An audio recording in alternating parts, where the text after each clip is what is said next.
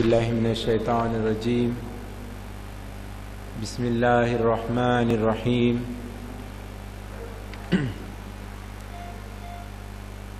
ان الحمد للہ نحمده ونستعینه ونستغفره ونؤمن به ونتوکل علیہ فاعوذ باللہ من شرور انفسنا ومن سیئات اعمالنا من يهده الله فلا مضل له ومن يضلله فلا هادي له واشهد ان لا اله الا الله وحده لا شريك له واشهد ان محمدا عبده ورسوله اما بعد فان خير الحديث كتاب الله وخير الهدي هدي محمد صلى الله عليه وسلم وشر الأمور محدثاتها وكل محدثة بدعة وكل بدعة ضلالة وكل ضلالة في النار۔ تمام تعریف کبریائی اور بڑائی اسی اللہ عز و جل کے لیے لائق اور زیبا ہے جو تمام کائنات کا خالق، مالک اور رب العالمین ہے۔ اسی اللہ سبحانہ و تعالیٰ کے لیے تمام تعریفیں ہیں جو آپ کا اور میرا مربی ہے۔ بعد اس حمد و ثنا کے درود و سلام ہو پیارے آقا محمد مصطفیٰ احمد مجتبیٰ صلی اللہ علیہ وسلم پر جو تمام کائنات کے لیے رشد و ہدایت بنا کر کے بھیجے گئے تھے۔ اللہم صلی علی محمد وعلی آل محمد کما صلیت علی ابراہیم وعلى آل إبراهيم إنك حميد مجيد۔ اللهم بارك على محمد وعلى آل محمد كما باركت على إبراهيم وعلى آل إبراهيم إنك حميد مجيد۔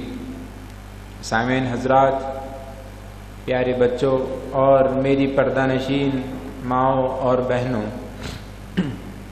الحمدللہ رمضان المبارک کے اس بابرکت مہینے میں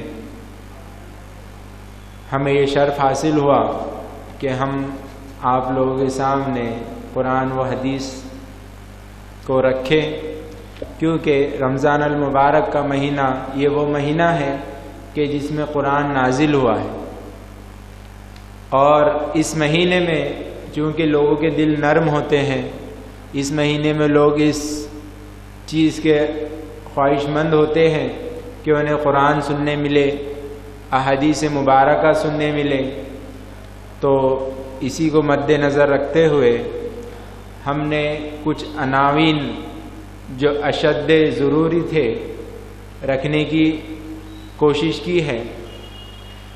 چونکہ ہم نے جو عناوین رکھے ہیں، یہ عناوین، یہ عنوانات، یہ ٹاپک اس لیے رکھے ہیں کہ عام طور پر ہمیں یہ ٹاپک، یہ عنوان سننے کو نہیں ملتے، اور اس پہ ایک خوش ہونے والی بات یہ ہے کہ ہم نے جو ٹاپک رکھے ہیں، جو عنوانات رکھے ہیں، تو یہ آپ کو قرآن و حدیث کی روشنی میں سننے مل رہے ہیں۔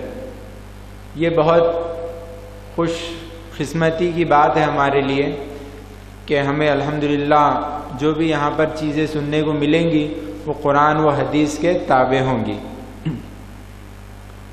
اسی طرح سے میں ہمارے عناوین کا مختصر سا آپ کے سامنے اس کی فہرست سنا دوں۔ سب سے پہلے تو 5 عنوانات ہمارے ہو چکے ہیں، اور آج کا جو ہمارا موضوع ہے وہ قبر کا عذاب ہے، یعنی کہ قبر کا عذاب کیا ہے۔ کچھ لوگ یہ مانتے ہیں کہ قبر میں جو ہے تو عذاب نہیں ہوتا، ہم جو ہے تو مر کر ہڈی اور گوشت ہمارا سب ختم ہو جائے گا، ہم مٹی بن جائیں گے، ہمارے ساتھ قبر میں کوئی معاملہ نہیں ہونے والا ہے۔ جبکہ حقیقت یہ ہے کہ قبر کا عذاب یہ غیب میں سے ہے اور یہ حق ہے، کیونکہ قرآن اور احادیث صحیحہ نے اس کے بارے میں ہم کو بتایا ہے۔ تو ہم دیکھیں گے قبر کا عذاب کیا ہے اور یہ کن لوگوں پر کس طرح سے ہوتا ہے۔ اس کے بعد کل کا ہمارا جو عنوان ہے وہ دجال کا خروج ہے۔ دجال کے بارے میں بھی ہم نے آج جو معاشرے میں باتیں سن رکھی ہے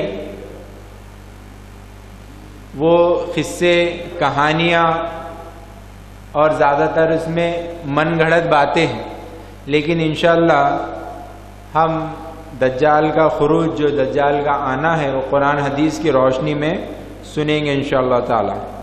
اس کے بعد ہمارا جو 8واں ٹاپک ہے وہ جنگ بدر ہے۔ یہ ایک بہت ہی عظیم و شان جو ہے تو غزوہ تھا، جس میں بہت ہی کم مسلمان تھے اور مشرکین لوگ بہت زیادہ تعداد میں تھے، پھر بھی اللہ سبحانہ تعالیٰ نے مسلمانوں کی فتح کرائی۔ وہ فتح کیسی تھی اور وہ کس طرح سے ہوئی تھی، یہ انشاءاللہ ہم قرآن حدیث کی روشنی میں دیکھیں گے۔ اسی طرح سے 9واں جو ہمارا عنوان ہے وہ اللہ کی صفات ہے، کہ اللہ کی صفت کیا ہے، اللہ کیا ہے، اللہ کو کس طرح سے ہم سمجھے۔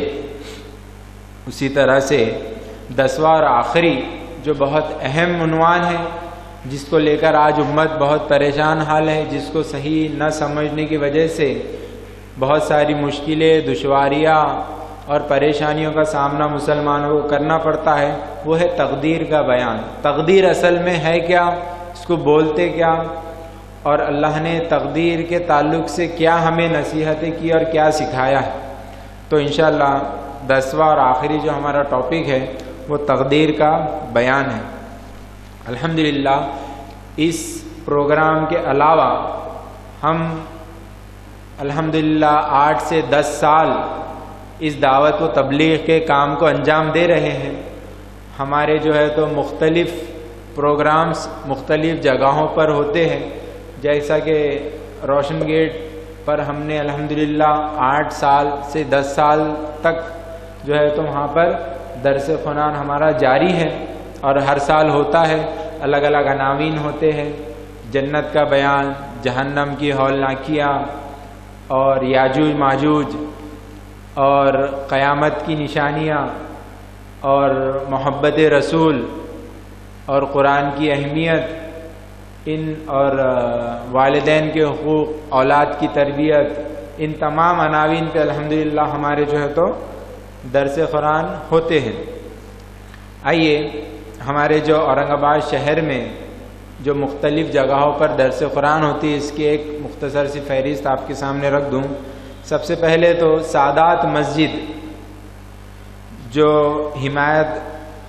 حمایت باغ شہناز مینشن جو شہناز فنکشن ہال ہے، اس کے بالکل سامنے ایک کالونی ہے، وہاں پر ہمارا درس قرآن ہوتا ہے، جو بروز اتوار بعد نماز عشاء ہوتا ہے۔ اسی طرح سے اسی مسجد میں بروز بدھ بعد نماز عشاء یہاں پر درس قرآن ہوتا ہے۔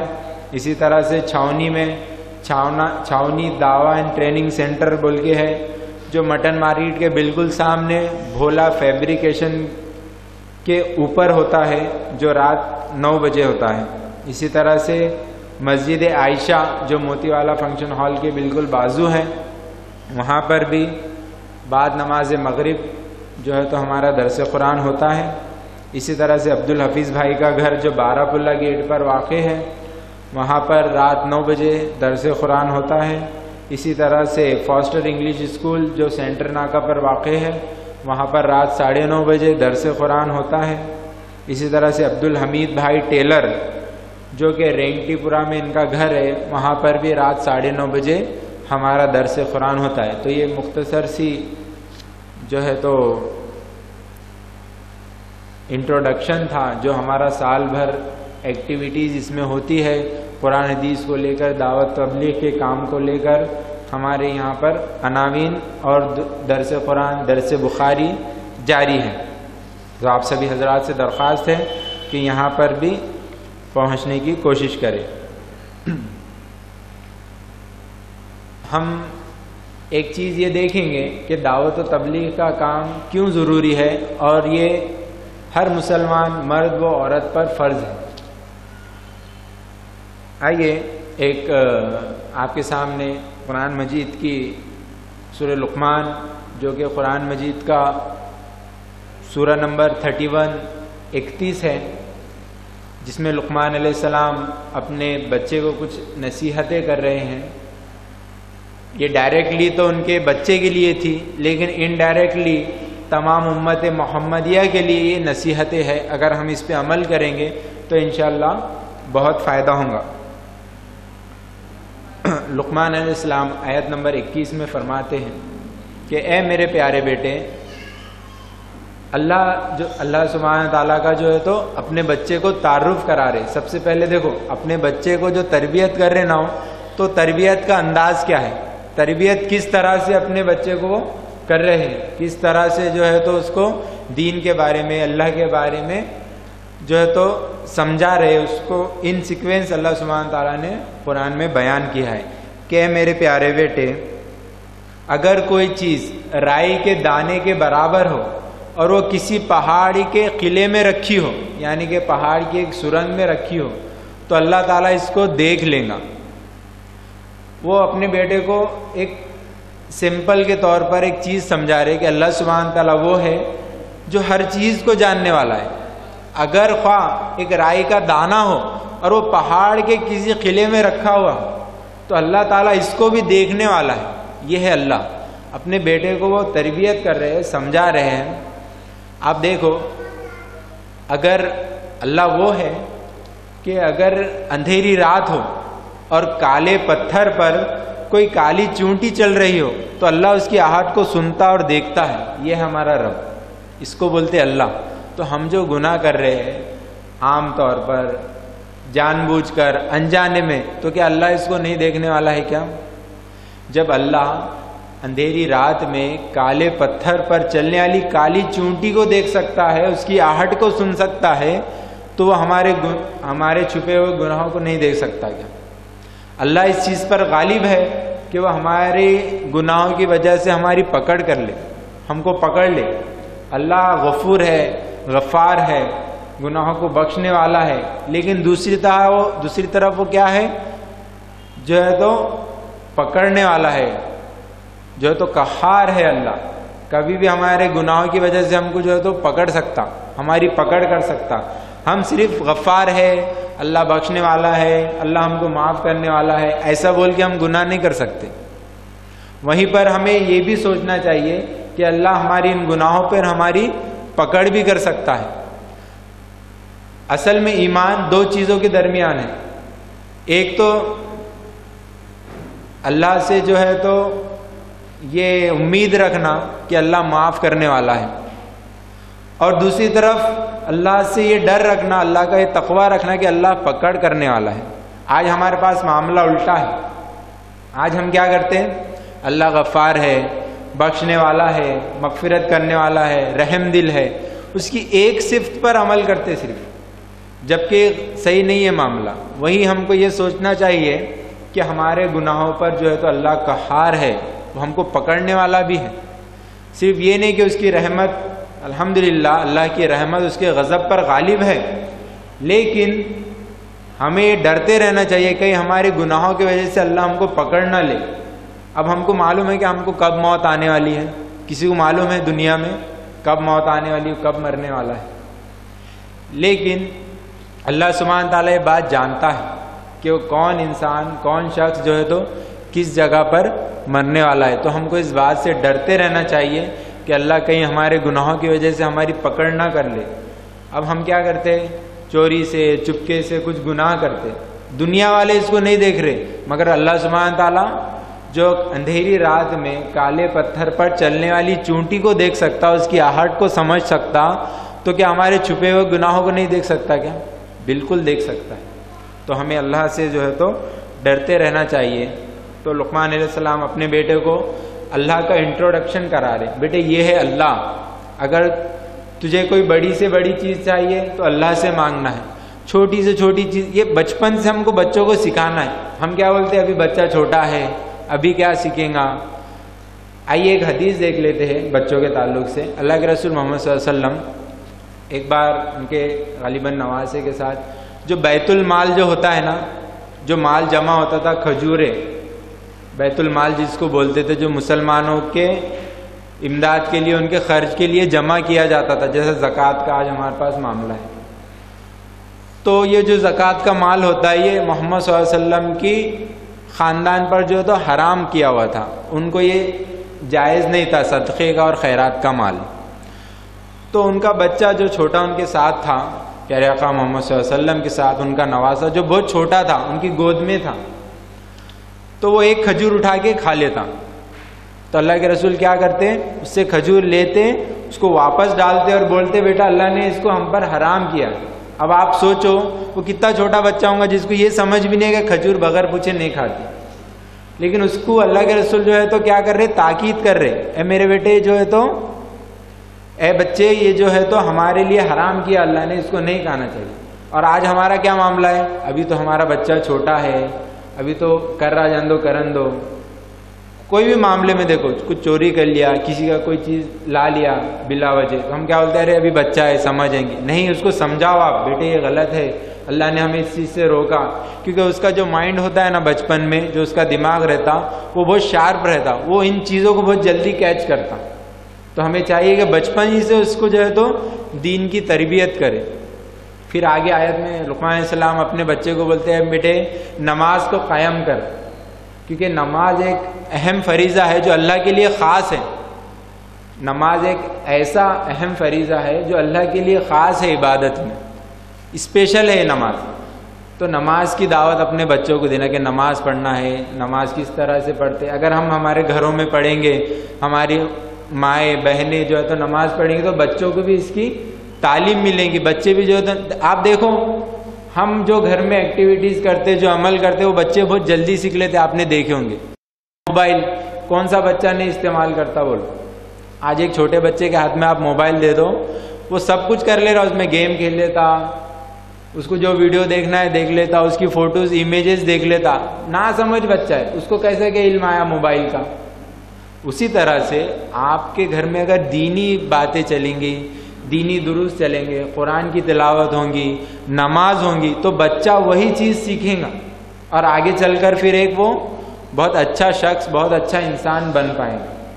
اسی طرح سے آگے لقمان علیہ السلام اپنے بچے کو بولتے کہ بیٹے برے کاموں سے رک اور اچھے کام کیا کر، یعنی کہ ہمارا بھی آج یہی کام ہے، دعوت تبلیغ کا جو کام ہے، ہم کو برائی کاموں سے روکنا ہے اور اچھائی کی دعوت دینا، اور سب سے بہترین دعوت قرآن و حدیث کی دعوت ہے، سب سے اچھی دعوت قرآن کی دعوت ہے۔ قرآن میں یہ ایک ایسا علم ہے جو علم لا ریب جس کو کہتے ہیں، جس میں کوئی شک نہیں ہے۔ آج قرآن میں کسی کو کوئی شک ہے کیا؟ قرآن میں آج کوئی شک کر سکتا؟ اگر میں آپ کے سامنے ایک بات بیان کروں اور میں یہ کہوں کہ یہ چیز قرآن میں ہے، آپ اس میں شک کریں گے کیا؟ کوئی بھی نہیں کر سکتا، کس نے شک کرا تو سمجھو اسلام سے خارج ہو گیا۔ تو یہ ہے قرآن، ہم کو اس کی تعلیمات دینا ہے، تو اسی چیز کو ہم نے جو ہے تو مد نظر رکھتے ہوئے دعوت تبلیغ کے کام میں الحمدللہ 10 سے 12 سال سے ہماری ایکٹیویٹیز چل رہی ہے، اور اللہ کی توفیق سے ہمیں یہ شرف حاصل ہوا کہ ہم نے آج یہ ہال لیا، اس میں آپ سب کا آنا اور یہاں پر بیٹھنا، یہ اللہ کی رحمت اور اللہ کی جو آج کتنے لوگ جو ہے تو بازار میں گھوم رہے، لیکن کچھ لوگوں کو توفیق ہوئی کہ وہ آئے اور اللہ کی بات سننے کی ان کو جو ہے تو توفیق حاصل ہوا اور یہاں آ کر بیٹھے۔ باقی لوگ کوئی بازار میں ہے، کوئی چائے پینے گیا ہے، کوئی ہوٹلوں میں بیٹھے ہوئے ہیں، آپ دیکھو 2-2 بجے تک لوگ ہوٹل میں بیٹھے، لیکن ان کو اللہ کی بات سننے کے لیے، قرآن حدیث سننے کے لیے وقت نہیں۔ انہی باتوں پر اتفاق کرتے ہوئے اللہ سے دعا ہے کہ اللہ سبحانہ تعالی ہمیں قرآن حدیث کو صحیح سمجھنے، اس پہ عمل کرنے کی توفیق عطا فرمائے۔ وآخر الدعوانا ان الحمدللہ رب العالمین، سبحان ربک رب العزۃ عما یصفون وسلام علی المرسلین والحمدللہ رب العالمین۔ ہمارے جو مقرر سراج انعامدار صاحب ہیں، ان کا مختصر سا تعارف آپ کے سامنے رکھ دوں کہ سراج انعامدار صاحب جو ہے تو پیشے سے سافٹ ویئر انجینئر ہیں، اور الحمدللہ تبلیغ و جماعت کے کام میں 10 سے 12 سال اور غالباً زیادہ سال ہو رہے ہوں گے، اورنگ آباد شہر میں دعوت تبلیغ کام کو انجام دے رہے ہیں، اور عربی گرامر میں بہت مہارت حاصل ہے انہیں، اور اسی طرح سے ان کے مختلف مقامات جیسے میں نے آپ کو اسٹارٹنگ میں بتا دیا، اور آپ کو الحمدللہ پامفلیٹ وغیرہ بھی یہاں پر تقسیم کیے جائیں گے کہ کہاں کہاں سراج انعامدار صاحب کے درس قرآن ہوتے ہیں، آپ یہ پامفلیٹ لے جائیں اور اس سے پورا جو ہے تو فائدہ اٹھائے۔ میں سراج انعامدار صاحب سے گزارش کروں گا کہ وہ آئے اور ہمیں قرآن حدیث کی تعلیمات سے آراستہ کریں۔ السلام علیکم۔ إن الحمد لله رب العالمين نحمده ونستعينه ونستغفره ونؤمن به ونتوكل عليه ونعوذ بالله من شرور أنفسنا والسيئات أعمالنا من يهده الله فلا مضل له ومن يضلله فلا هادي له وأشهد أن لا إله إلا الله وحده لا شريك له وأشهد أن محمدا عبده ورسوله أما بعد تمام قسم کی حمد و ثنا تعریف کبریائی اور بڑائی اسے اللہ وحدہ لا شریک کے لیے لائق اور زیبا ہے، جو ساری کائنات کا خالق، مالک، میرا اور آپ کا مربی ہے۔ اسے اللہ کے لیے ساری تعریفیں ہیں، جو غفور ہے، غفار ہے، کریم ہے، ستار ہے۔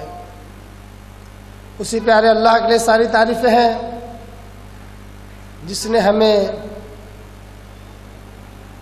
محمد صلی اللہ علیہ وسلم کی امتی میں پیدا کیا، جس نے ہمیں مسلمان بنا کر پیدا کیا۔ ایسے پیارے اللہ کے لیے خوب تعریف ہو۔ بعد اس کے آپ کے اور میرے آقا، دو جہاں کے سردار، سردار الانبیاء، خاتم النبیین، احمد مجتبیٰ محمد مصطفیٰ پر کروڑہا کروڑ ان گنت بے شمار درود و سلام ہو، صلی اللہ علی محمد و آلہ وسلم۔ قابل احترام بزرگوں، عزیز دوستوں، نوجوان ساتھیوں، اللہ اور اس کے رسول سے محبت کرنے والے دیوانوں اور میری پردہ نشین دینی ماں اور بہنوں، الحمدللہ اللہ کی توفیق سے اس بابرکت رمضان مبارک مہینے میں جس 10 روزہ پروگرام کا ہم نے انعقاد کیا تھا، اس کا 50% گزر چکا، یعنی کل 5 عناوین ہمارے ہو چکے ہیں۔ آج ہم جس عنوان کے تحت یہاں جمع ہیں وہ عنوان ہے عذاب قبر۔ عذاب قبر یعنی کہ قبر کا عذاب۔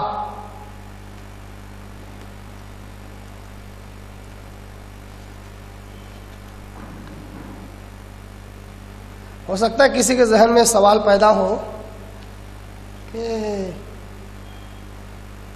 عذاب قبر پر کیوں بیان ہو رہا ہے نا؟ عذاب قبر پر کیوں بیان ہو رہا ہے؟ اس لیے ہو رہا ہے کہ پہلے مسلمانوں کو مسلمان بنایا جا رہا ہے۔ کیوں ہو رہا ہے؟ لوگ بولتے ہیں غیر مسلموں کو دعوت مت دو، ہندوؤں کو دعوت مت دو، کرسچنوں کو دعوت مت دو، پہلے مسلمان کو تو مسلمان بناؤ۔ وہی کام کر رہے ہیں۔ عذاب قبر، قبر میں بھی عذاب ہوتا ہے، مسلمانوں کو سمجھانا پڑ رہا ہے آج۔ آپ یہ مت سمجھیے کہ میں آپ کو یہ کہہ رہا ہوں کہ دیکھو قبر میں عذاب ہوتا ہے، مجھے ان لوگوں کو یہ بات پہنچانی ہے جو یہ کہتے ہیں مسلمان ہونے کے باوجود قبر میں عذاب ہوتا ہی نہیں۔ یہ ہوا نا مسلمانوں کو مسلمان بنانے کا کام۔ اور الحمدللہ 10 روزہ پروگرام اسی لیے ہے تاکہ ہم جیسے اچھے مسلمان متقی پرہیزگار بن جائے اور جو نام کے مسلمان ہو وہ مسلمان بن جائے۔ اسی کوشش اور کاوش کا ایک کڑی ہے۔ تو عذاب قبر پر جو ہم رکھ رہے ہیں پروگرام ہم نے رکھا اسی وجہ سے تاکہ مسلمانوں کو اس تعلق سے علم آ جائے کہ عذاب قبر کوئی چھوٹی چیز نہیں ہے، کوئی معمولی نظر انداز کرنے کی چیز نہیں ہے۔ عذاب قبر، قبر کا جو عذاب ہے وہ نظر انداز کرنے کی چیز نہیں ہے.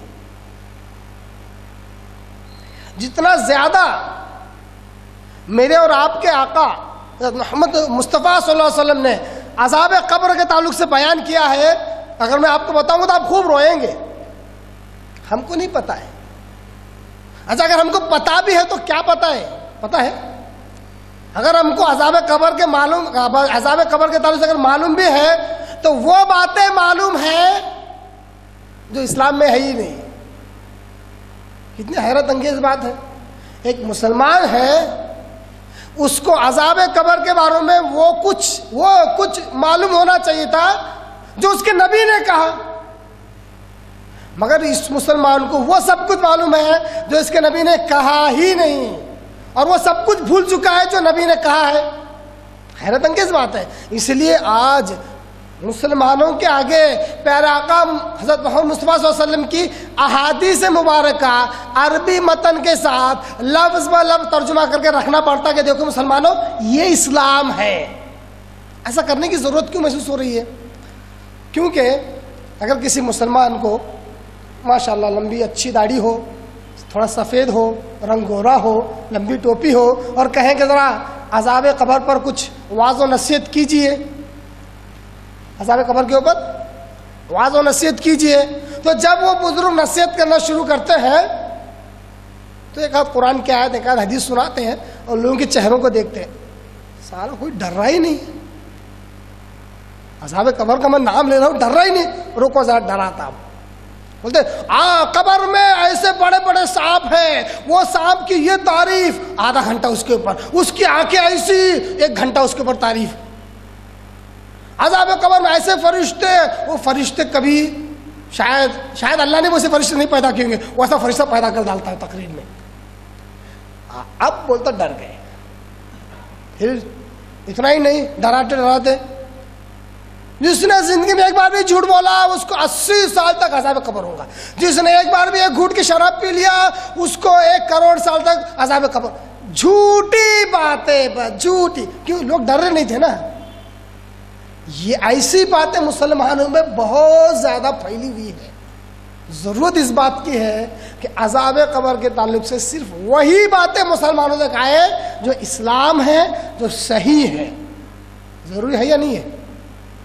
اس کے ساتھ ساتھ وہ ساری باتیں مسلمانوں سے نکل جائے تو اسلام ہے ہی نہیں، چاہے کتنی بھی اچھی باتیں کیوں نہ ہو. صحیح ہے کہ غلط ہے؟ آپ کو اس پہ سے ایک مثال دیتا ہوں میں. اور کبھی کبھی دل بولتا ہے کہ سر پٹک کر روئیں. آپ کو معلوم ہے ٹیکنالوجی آج بہت بڑھ گئی ہے. واٹس ایپ بہت سارے لوگ استعمال کرتے ہیں.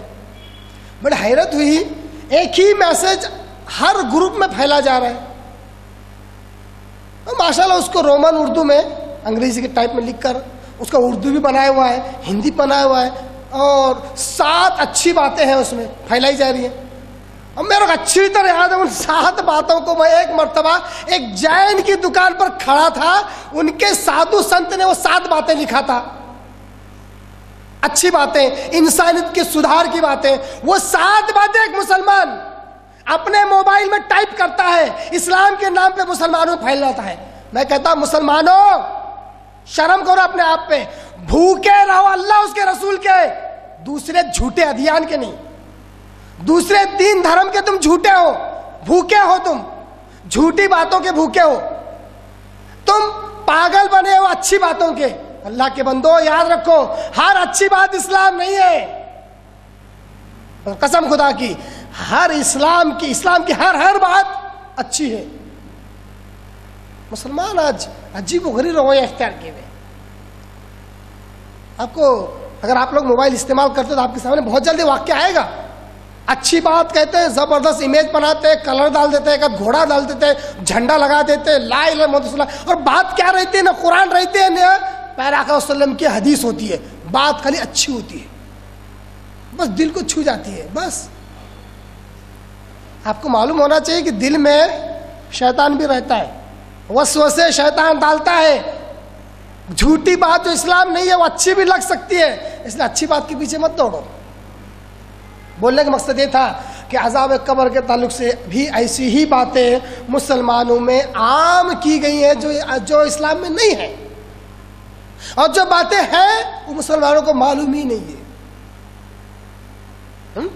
چلیے اپنے عنوان کی ابتدا کرتے ہیں اس تمہید کے بعد۔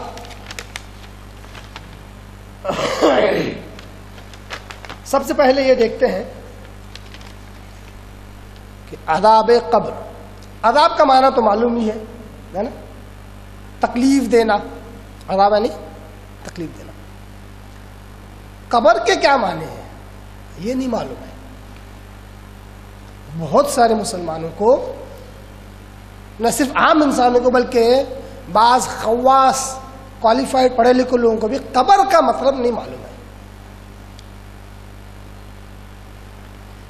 آئیے پہلے قرآن مجید کی ایک آیت دیکھ لیتے ہیں جو قبر کا مفہوم بیان کرتی ہے۔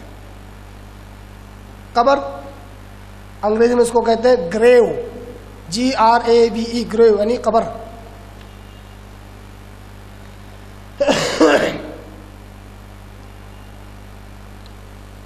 اعوذ باللہ من الشیطان الرجیم، بسم اللہ الرحمن الرحیم۔ فبعث اللہ غرابا يبحث في الأرض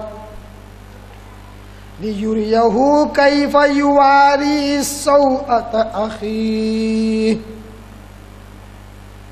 سورہ مائدہ سورہ نمبر 5 آیت نمبر 31 کیا کہتا اللہ تعالیٰ؟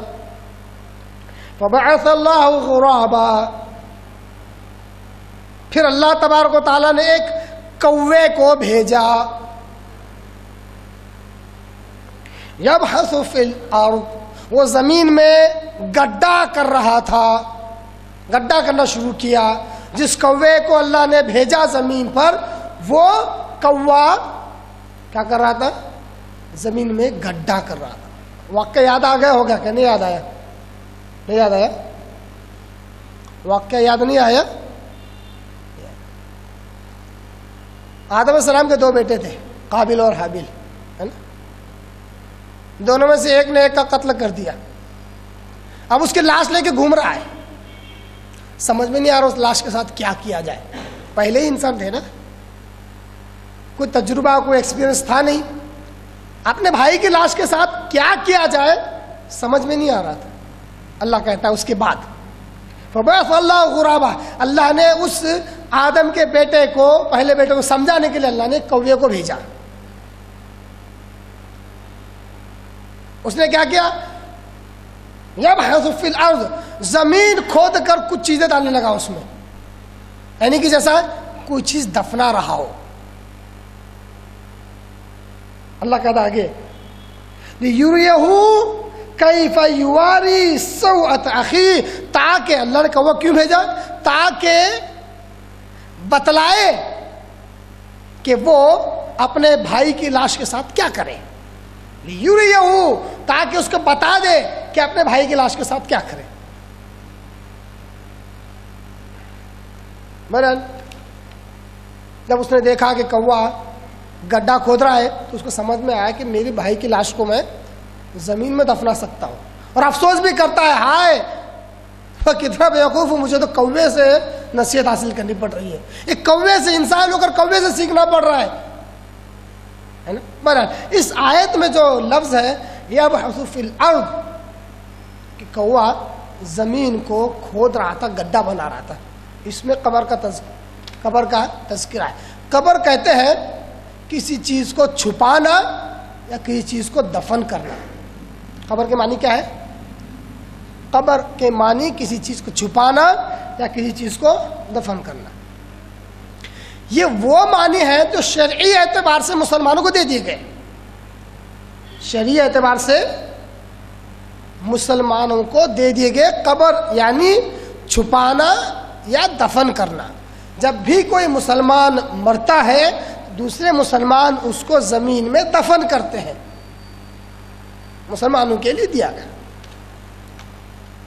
ویسے اسلامی اعتبار سے قبر عالم برزخ کا نام ہے، یہ بڑا اہم نکتہ ہے۔ قبر کس کو کہتے ہیں؟ قبر یعنی عالم برزخ. عالم برزخ کس کو کہتے ہیں؟ اگر آپ یہ نقطہ سمجھ لیں تو میں سمجھوں گا انشاءاللہ العزیز قبر کے تعلق سے جتنے مسائل آپ کے سامنے آئیں گے آپ سب حل کر لیں گے. قبر کے معنی عالم برزخ. اگر آپ لوگ ہمارے دوسرے دن کے پروگرام میں اگر آپ لوگ تھے نیک اور بد کا سفر آخرت، تو اس میں نے بتلایا تھا کہ کتنی قسم کے عالمیں تھی. کتنی قسم کے عالمیں ہیں؟ 4. ماشاءاللہ یاد رکھیں، بہت اچھی بات ہے. اللہ اور برکت دے آپ کے علم میں اور ذہن میں. 4 قسم کے عالم ہیں. ایک عالم عالم ارواح، روحوں کی دنیا. دوسرا عالم دنیا، یہ جہاں ہم اب ہیں. تیسری دنیا عالم برزخ یعنی قبر والی زندگی. اور چوتھی دنیا عالم آخرت جہاں حساب کتاب ہوگا. تو یہ جو عالم برزخ ہے یہ قبر کی زندگی ہے. تو قبر کا معنی کیا ہوا؟ عالم برزخ. آئیے آیت دیکھ لیتے ہیں. سورہ مؤمنون سورہ نمبر 23 آیت نمبر 99 اور 100. 99 اور 100 اللہ کہتا ہے حَتَّى إِذَا جَاءَ أَحَدُهُمُ الْمَوْتُ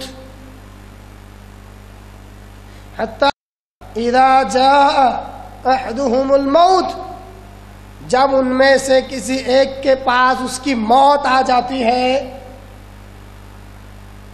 بے دین اور کافروں کا تذکر اللہ تعالیٰ کر رہا ہے جو آخرت پر ایمان نہیں رکھتے، جنہوں نے اعمال صالحہ نہیں کیے، جنہوں نے اللہ کی رضا جوئی کے اعمال نہیں کیے. ایسے لوگوں کے پاس جب موت آتی ہے حتی اذا جاء احدهم الموت قال رب ارجعون، تو فوراً اپنے رب کے آگے گڑ گڑانے لگتے ہیں اور کہتے ہیں اے ہمارے رب ارجعون، ہمیں ایک بار واپس اس دنیا میں جانے دے. موت کے فرشتے کو دیکھتے ہی ان کو سمجھ میں آ جائے گا کہ اب میرا کام ختم ہو گیا. بہت پیسہ پیسہ، دنیا دنیا، نوکری نوکری، بچے کا کیا ہوگا، بیٹی کا کیا ہوگا، اس کا کیا ہوگا، میرا کیا ہوگا، فکر کرتے کرتے کرتے جیسے ہی جو سانس لی تھی سانس چھوڑنا چاہو تو موت کا فرشتہ سامنے کھڑا ہے. لوگ بولتے ہیں نا صاحب ایک زندگی میں سکون کی سانس لیا تھا کہ بوڑھا ہو گیا.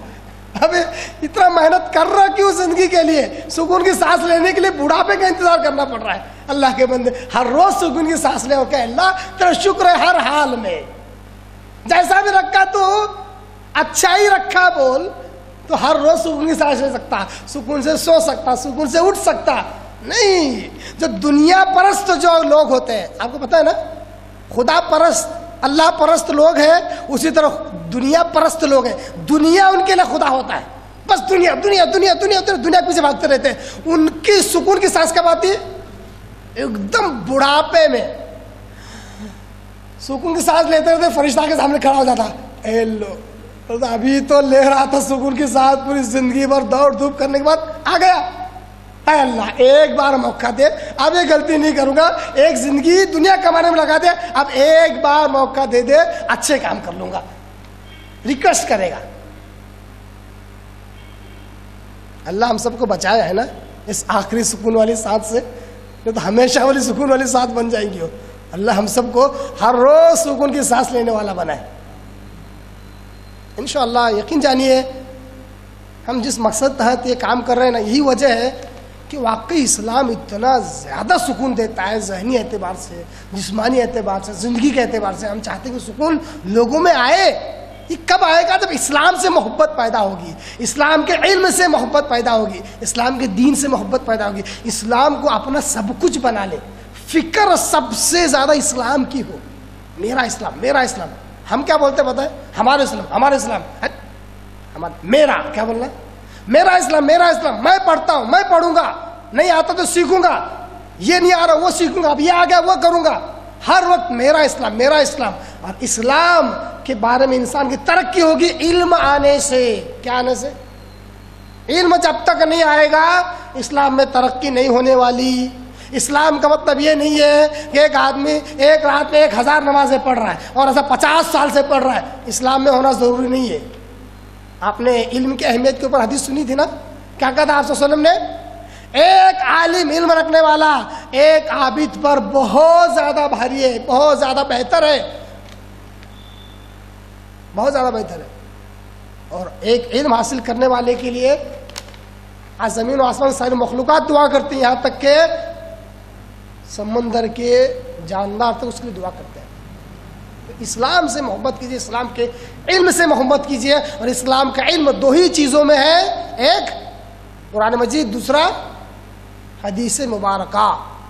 جمعہ میں سن لیا تھا, مولانا نے بول دیے تھے, دوست بول رہا تھا, ایسا کچھ تو ڈسکشن ہوا تھا, یہ اسلام نہیں ہے. اسلام کیا ہے؟ یا تو قرآن مجید یا حدیث مبارکہ, ریفرنس حوالہ رہنا. بہرحال دعا یہ چل رہی تھی کہ اللہ تعالی ہم کو ہر روز سکون کی سانس لینے والا بنائے. اللہ کیا کہتے ہیں, دین کا علم حاصل کر کے, اسلام سے محبت کر کے, دین سے سکون حاصل کرنے اللہ میں توفیق عطا فرمائے, آمین. جب دنیا پرست انسان رب سے کہے گا اللہ ایک بار موقع دے دے, واپس جاؤں گا اور اچھے اعمال کر کے آؤں گا, تو اللہ کہتا ہے لعلی اعمل صالحا فیما ترکت.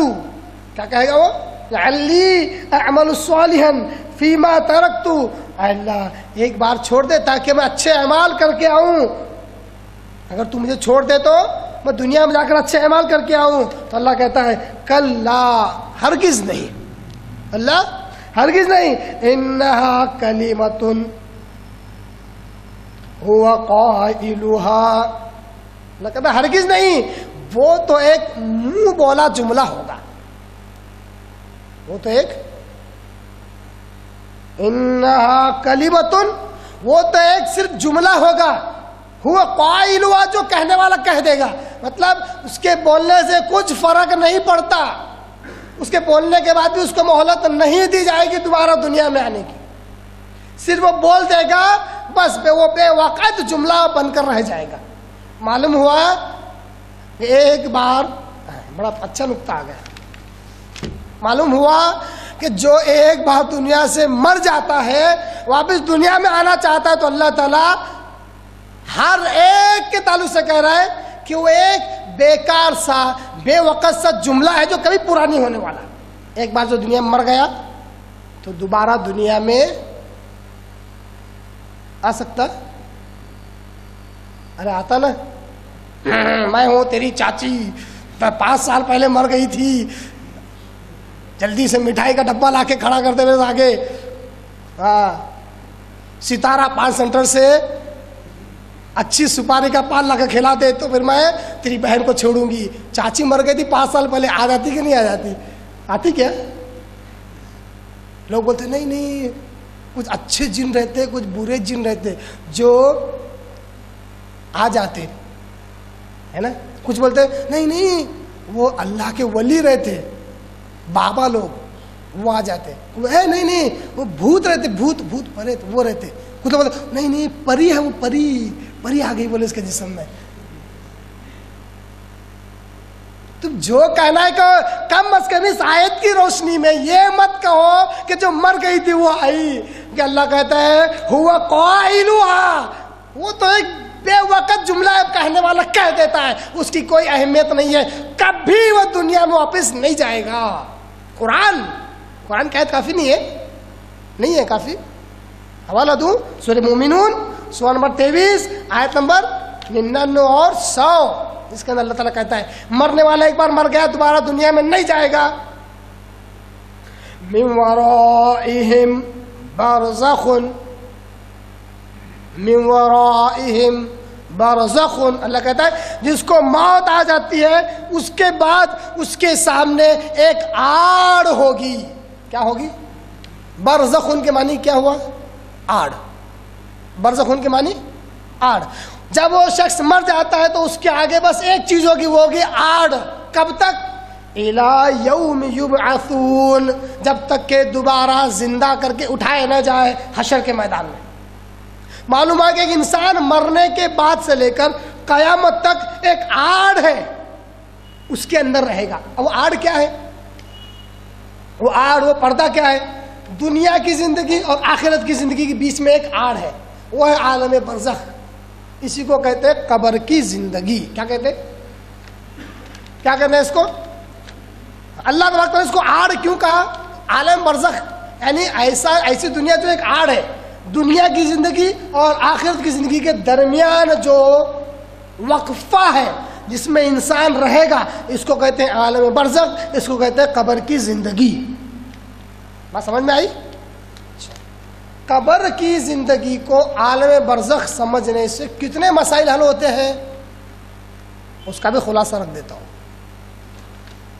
جو لوگ اسلام کو ماننے کے باوجود، اللہ اس کے رسول کو ماننے کے باوجود صحیح احادیث کا انکار کرنا ان کا شیوا بن چکا ہے، ان کا طرہ امتیاز بن چکا ہے، ان کے لیے ان کی شان کی بات ہو گئی صحیح حدیثوں کا انکار کرنا. بولتے ہیں حدیثیں شیعوں کی لکھی ہوئی کتاب ہے، ہمارے لیے قرآن کافی ہے، صرف قرآن، حدیث کوئی ہے ہی نہیں. گمراہ لوگ ہیں. کون ہے؟ دین سے بھٹکے ہوئے لوگ ہیں جو کہتے ہیں قرآن کافی ہے، حدیث تو شیعوں نے لکھی ہوئی ہے. غلط بات. کیوں غلط بات؟ کیونکہ پیارے آقا صلی اللہ علیہ وسلم حدیث مبارکہ میں کہتے ہیں، ابو داؤد کی صحیح سند والی حدیث، انا اوتیت القرآن. کیا کہتا ہے وسلم؟ لوگوں سن لو، میں قرآن دیا گیا ہوں، وَبِمِثْلِهِ مَعَهُ، اور اس کے ساتھ اس کے جیسی ہی ایک اور چیز دیا گیا ہوں. کہاں ہے؟ اور ایک چیز کہاں ہے؟ اگر محمد مصطفیٰ صلی اللہ علیہ وسلم کو ماننے والا ہے تو بتلا دے کہ اگر قرآن کے ساتھ ایک اور چیز ہے تو وہ کہاں ہے؟ ارے وہ صحیح حدیثیں ہیں، حدیث کی کتابیں ہیں. کیوں ہے؟ اس لیے کیونکہ ہر کوئی قرآن پڑھنے والا جانتا ہے کہ اطیع اللہ اور اطیع رسول کرنا ہے نا. اللہ پر ایمان لانا ہے اور رسول پر ایمان لانا ہے. اللہ کی اطاعت و فرمانبرداری کرنی ہے اور رسول کی اطاعت و فرمانبرداری کرنی ہے. ٹھیک ہے. اب جب تک آپ صلی اللہ علیہ وسلم زندہ تھے قرآن نازل ہوتا، قرآن پر اطاعت ہو جاتی ہے نا. جب تک آپ صلی اللہ علیہ وسلم زندہ تھے قرآن کا نزول ہوتا آسمان سے، وحی کے ذریعے سے قرآن پر اطاعت ہو جاتی، قرآن کی تابعداری ہو جاتی.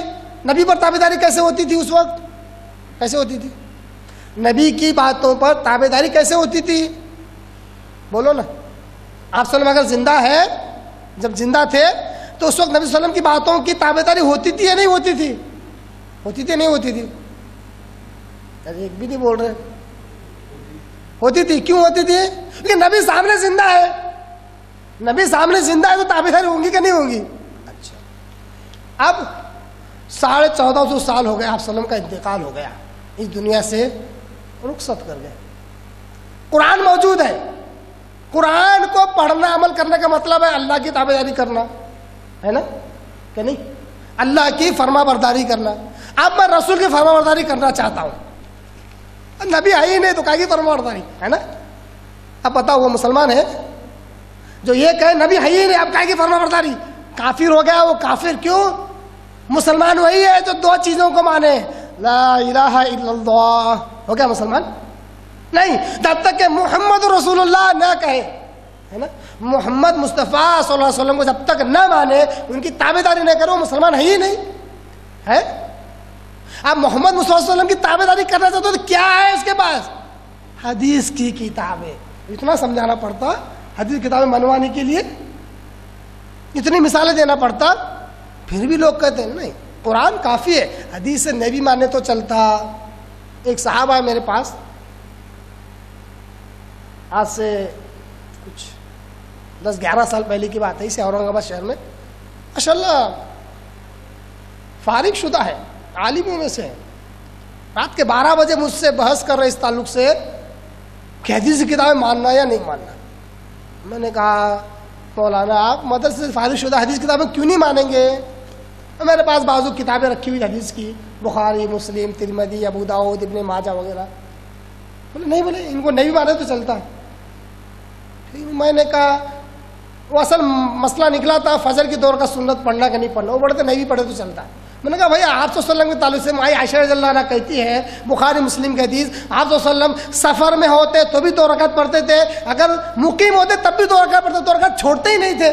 نہیں بولے حدیث میں بولے نہیں بھی پڑھو تو چلتا. میں نے پوچھا بھائی اللہ کے رسول اطاعت کرے تو چلتا کہ نہیں چلتا؟ ارے نہیں بھی کرے تو چلتا. کیا بولے؟ کیا بولے؟ رسول کی اطاعت. میں بولا مولانا آپ یہاں سے اٹھ جاؤ. میں بولا تھوڑا سا بچا ہوا ہے دماغ، دہی بننے سے رہ گیا ہے، بناؤ مت دہی. بہرحال بات کو میں نے کاٹ دیا، چلے گئے. کیوں ہوا یہ حال؟ یہ حال کیوں ہوا؟ نبی کی اطاعت آج کیسے کریں؟ یہ سوال کا حل نہیں نکالا. نبی کی اطاعت اگر آج کرنا ہے تو حدیث کی کتابوں کا ماننا ضروری ہے. یقیناً حدیث میں صحیح، ضعیف، موضوع، معلق، معول، عجیب عجیب قسم کی قسمیں ہیں. وہ قسمیں رہنے کا مطلب یہ نہیں کہ انہیں چھوڑ دیا جائے. جو صحیح ہے اس کو تو ماننا پڑے گا نا بھائی، کیا نہیں پڑے گا؟ جیسے قرآن نے تو ہر جگہ یہ کہہ دیا کہ نماز پڑھو، مگر فجر پڑھو، ظہر پڑھو، عصر پڑھو، مغرب پڑھو، عشاء پڑھو، ایسے نام مل رہے آپ کو کہیں پہ؟ ملتے کیا؟ کہاں ملیں گے ایسے نام؟ نہیں مانیں گے وہ حدیث؟ نہیں، جہاں مطلب کی رہتی وہ مان لیتے ہم. مطلب کا مسلمان، اس کا مطلب تو مطلب کی چیزیں نکال رہا. مسلمان وہ ہے، عربی زبان میں مسلمان کس کو کہتے ہیں؟ مسلم اس اونٹ کو کہتے ہیں جس کی ناک میں نکیل ہو، جو اپنا نہیں سنتا، جو صرف اللہ اس کے رسول کا سنتا ہے. مسلمان کے منہ میں وہ نکیل ڈالی ہوئی جو صرف اللہ اور رسول کا سنتا ہے، عقل کا بھی نہیں سنتا. اس لیے اسلام میں عقل کا دخل بھی نہیں ہے. تو بعض لوگ یہ کہتے ہیں، بات یہاں سے نکلی تھی کہ بعض لوگ یہ کہتے ہیں کہ قبر کا عذاب نہیں ہے. کیا کہتے ہیں؟ قبر کا عذاب ہوتا ہی نہیں ہے. کیوں نہیں ہوتا ہے؟ ہم نے پوچھا کیوں نہیں ہوتا ہے تو بولتے ہیں دیکھو ایک مسلمان مر گیا، قبر میں لے جا کے ڈال دیے اس کو، اب وہ تو فرشتے آتے کہ نہیں آتے؟ آتے. سوال جواب کرتے اگر جواب صحیح نہیں رہا تو سزا دیتے. پھنس گئے. اب تم بولتے یہ کام صرف تمہارے ساتھ ہونے والا ہے. اچھا تمہارے ساتھ نہیں ہوگا؟ ارے ہمارے ساتھ بھی نہیں ہوگا، بہت سارے لوگوں کے ساتھ نہیں ہوگا. کیسا نہیں ہوگا؟ تو بولتے وہ شخص جو سمندر میں جا رہا ہو، مر گیا، اس کی لاش سمندر میں پھینک دی گئی، سمندر کے ہزارہا کروڑہا چھوٹی چھوٹی چھوٹی مچھلیاں اس کے جسم کو کھا لیتی ہیں، اس کے پورے جسم کے چیتڑے ہو جاتے ہیں، بہت چھوٹے چھوٹے پیسز ہو جاتے ہیں اور ہزاروں مچھلیوں کے پیٹوں میں چلا جاتا ہے. اب بتاؤ کہاں سے فرشتے آئیں گے؟ کیا پوچھتا ہے وہ؟ اب بتاؤ کہاں سے فرشتے آئیں گے؟ کہاں سے سوال کریں گے؟ کہاں سے جواب دے گا؟ جب سوال جواب ہی نہیں رہے گا، حساب کتاب کہاں سے ہوگا؟ اس کے بعد عذاب کہاں سے ہوگا اس کو؟ کیسا ہے سوال؟ گھوم رہا دماغ. پھر بولتا جس کے جسم کو اچھی طرح جلا دیا جائے، پوری اس کی راکھ بنا دی جائے اور پورے دنیا کے کونے کونے پھیلا دیا جائے، بڑے بڑے سمندر میں بہا دیا جائے، دفنائت نہیں اس کو، کہاں سے عذاب ہوگا؟ قبر میں عذاب ہوتا نا. کیا بولے لوگوں نے ان کو کیا سمجھائے تھے؟ قبر میں عذاب ہوتا. تو قبر ہے ہی نہیں اس کی، تو کہاں سے عذاب ہوگا؟ اس لیے قبر کا عذاب ہے ہی نہیں. بات سمجھ میں آئی کہ نہیں آئی؟ آج یہ عنوان لینے کی وجہ کیا ہے؟ مسلمانوں کو کیا بنایا جا رہا؟ کیا بنایا جا رہا؟ مسلمان بنایا جا رہا ہے. اسلام کا وہ صحیح عقیدہ جو اسلام کا ہے یہی سکھانا پڑ رہا ہے دوبارہ کہ دیکھو قبر میں عذاب ہوتا ہے. دلیلیں ایک نہیں تو انہیں ہزاروں دلیلیں دے سکتے ہیں. ماننے کی صفت تو ہو، ماننے کی صفت ہونا چاہیے نہیں ہونا چاہیے؟ جب بھی بحث مباحثہ جھگڑے کی بات آتی ہے نا، ایک ہی بات آتی ہے، بولتے ہیں صاحب بہت سمجھا مگر مانتا ہی نہیں. ایک آدمی سو رہا، صاحب کیا کر رہا ہے؟ سو رہا ہے، گہری نیند لگی ہے اس کو اٹھا دی. ارے بھائی اٹھ جا، پریشان ہو کے اٹھ جاتا. کیوں؟ کیا ہوا ہے نا؟ کیوں؟ سو رہا ہے، وہ سچ مچ سو رہا ہے. اب ایک آدمی چپکی مارا ہوا ہے، پڑا ہوا ہے، سویا نہیں ہے، سونے کی ایکٹنگ کر رہا. اس کو اے اٹھ جا، اٹھتا وہ سونے کی ایکٹنگ، اے اٹھ جا بھائی اٹھ جا، اٹھتا ہی نہیں. وہ جو سونے کی ایکٹنگ کر رہے وہ کبھی نہیں اٹھتا. تو یہ جو ہے نا، جو حدیث کتابیں نہیں رہتی، حدیث نہیں ماننے کا، یہ سونے کی ایکٹنگ کر رہے. تم ان کے آگے قرآن کی آیت رکھو، حدیثیں رکھو، مانتے نہیں، سونے کی ایکٹنگ کر رہے. سونے کی ایکٹنگ کرنے والا کون اٹھا سکتا؟ سو رہا اس کو اٹھائیں گے تو جو غلط ہے اس کو بولیں گے بھائی تو غلط ہے، تو احساس ہو جاتا اس کو غلطی کا، ہوتا کہ نہیں ہوتا؟ جو جان مجھ کی غلطی کر رہا وہ غلطی کو تھوڑی مانیں گا. یہ مسلمانوں کا یہ حال ہے، بحث میں جھگڑے میں ہے نا، میں جیت گیا پہلے، اب بول کیا بولنے کا ہے، پہلے جیت کے جھنڈے گاڑ کے بیٹھ جاتے بات کرنے کو. ظاہر سی بات ہے فیصلہ ہونے والا نہیں. جبکہ ہر مسلمان کو یہ چاہیے کہ اپنے آپ کو اللہ اس کے رسول کا تابع دار بنا دے. اللہ اس کے رسول کی بات آ جائے سر تسلیم خم کر لے، سارے مسئلے حل ہو جائیں گے. بات یہ نکلی کہ قبر عالم برزخ کا نام ہے. قبر کیا ہے؟ عالم برزخ کا نام ہے. اب چاہے کسی شخص کو سمندر میں پھینک دیا جائے، ہزارہ کروڑہ مچھلیاں اس کے جسم کو نوچ نوچ کر کھا جائے، چاہے اس کو جلا دیا جائے، چاہے اس کے ٹکڑے ٹکڑے کر کے پوری دنیا کے الگ الگ کونوں میں ڈال دیا جائے، تب بھی وہ جیسے ہی مرا عالم برزخ میں پہنچا کہ نہیں پہنچا؟ عالم برزخ میں پہنچا. کیوں؟ انسان سب سے پہلے کہاں تھا؟ عالم ارواح میں، روحوں کی دنیا میں. وہاں سے آیا کہاں؟ عالم دنیا میں. یہاں سے کہاں جائے گا؟ عالم برزخ میں. جو جسم تھا وہ تو ایک سواری تھی. کیا تھی؟ سواری کے ضائع ہونے سے سوار کا کیا ہے؟ سوار کون؟ روح. اس جسم میں تین چیزیں ہیں. کتنی چیزیں ہیں؟ تین چیزیں. ایک روح جو اصل سوار ہے، اصل. دوسرا ہے جسم یعنی کہ یہ سواری. تیسری ہے جان جس کی وجہ سے جسم زندہ ہے. تینوں چیزیں. اگر جسم گل جائے، سڑ جائے، مچھلیاں کھا جائے، چاہے کچھ بھی ہو جائے، روح تو جو روحوں کی دنیا سے آئی تھی یہاں پر اس دنیا میں رہنے کے لیے اس کو جسم دیا گیا. جس طرح گاڑی ہوتی ہے نا، بائک جو ہے تین چیزوں سے چلتی. معلوم ہے آپ کو؟ نہیں معلوم ہے تو سن لو، اچھا نکتہ ہے. بائک تین چیزیں چلتی ہے. ایک گاڑی چاہیے، سوار چاہیے ہے نا. چلتی کیا؟ پیٹرول چاہیے. پیٹرول جان ہے انسان کی. کیا ہے؟ انسان کے جسم میں جو خون دوڑ رہا ہے جان کی وجہ سے دوڑ رہا ہے. تو جب تک گاڑی پیٹرول نہیں ڈالیں گے، بھلے ہی گاڑی کو ڈھکیل سکتا سوار، مگر اس جسم کو نہیں، کو روح نہیں ڈھکیل سکتی. بہرحال اگر جسم چاہے گل جائے، سڑ جائے، چاہے پوری طرح خراب ہو جائے، چاہے اس کو مچھلیاں کھا لے، مگر پھر بھی روح کہاں پہنچے گی؟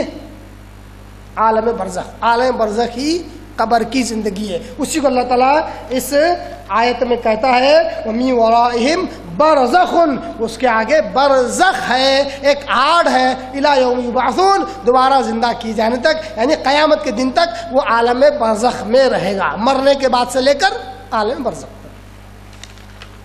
اس سے بہت بڑا مسئلہ حل کیا ہوا کہ اگر کسی کے جسم کو ہزاروں مچھلیاں کھا جائے تب بھی عالم برزخ میں جائے گا، وہاں فرشتے آئیں گے، حساب کتاب اس کا سوال جواب ہوگا، اس کے حساب سے عذاب سزا، یا پھر جنت کی کھڑکی کھول کر جنت کا نظارہ اس کو دیا جائے گا، سکون اور چین سے وہ سو جائے گا وہاں پر. دو میں سے کوئی ایک چیز ہونے والی ہے نا.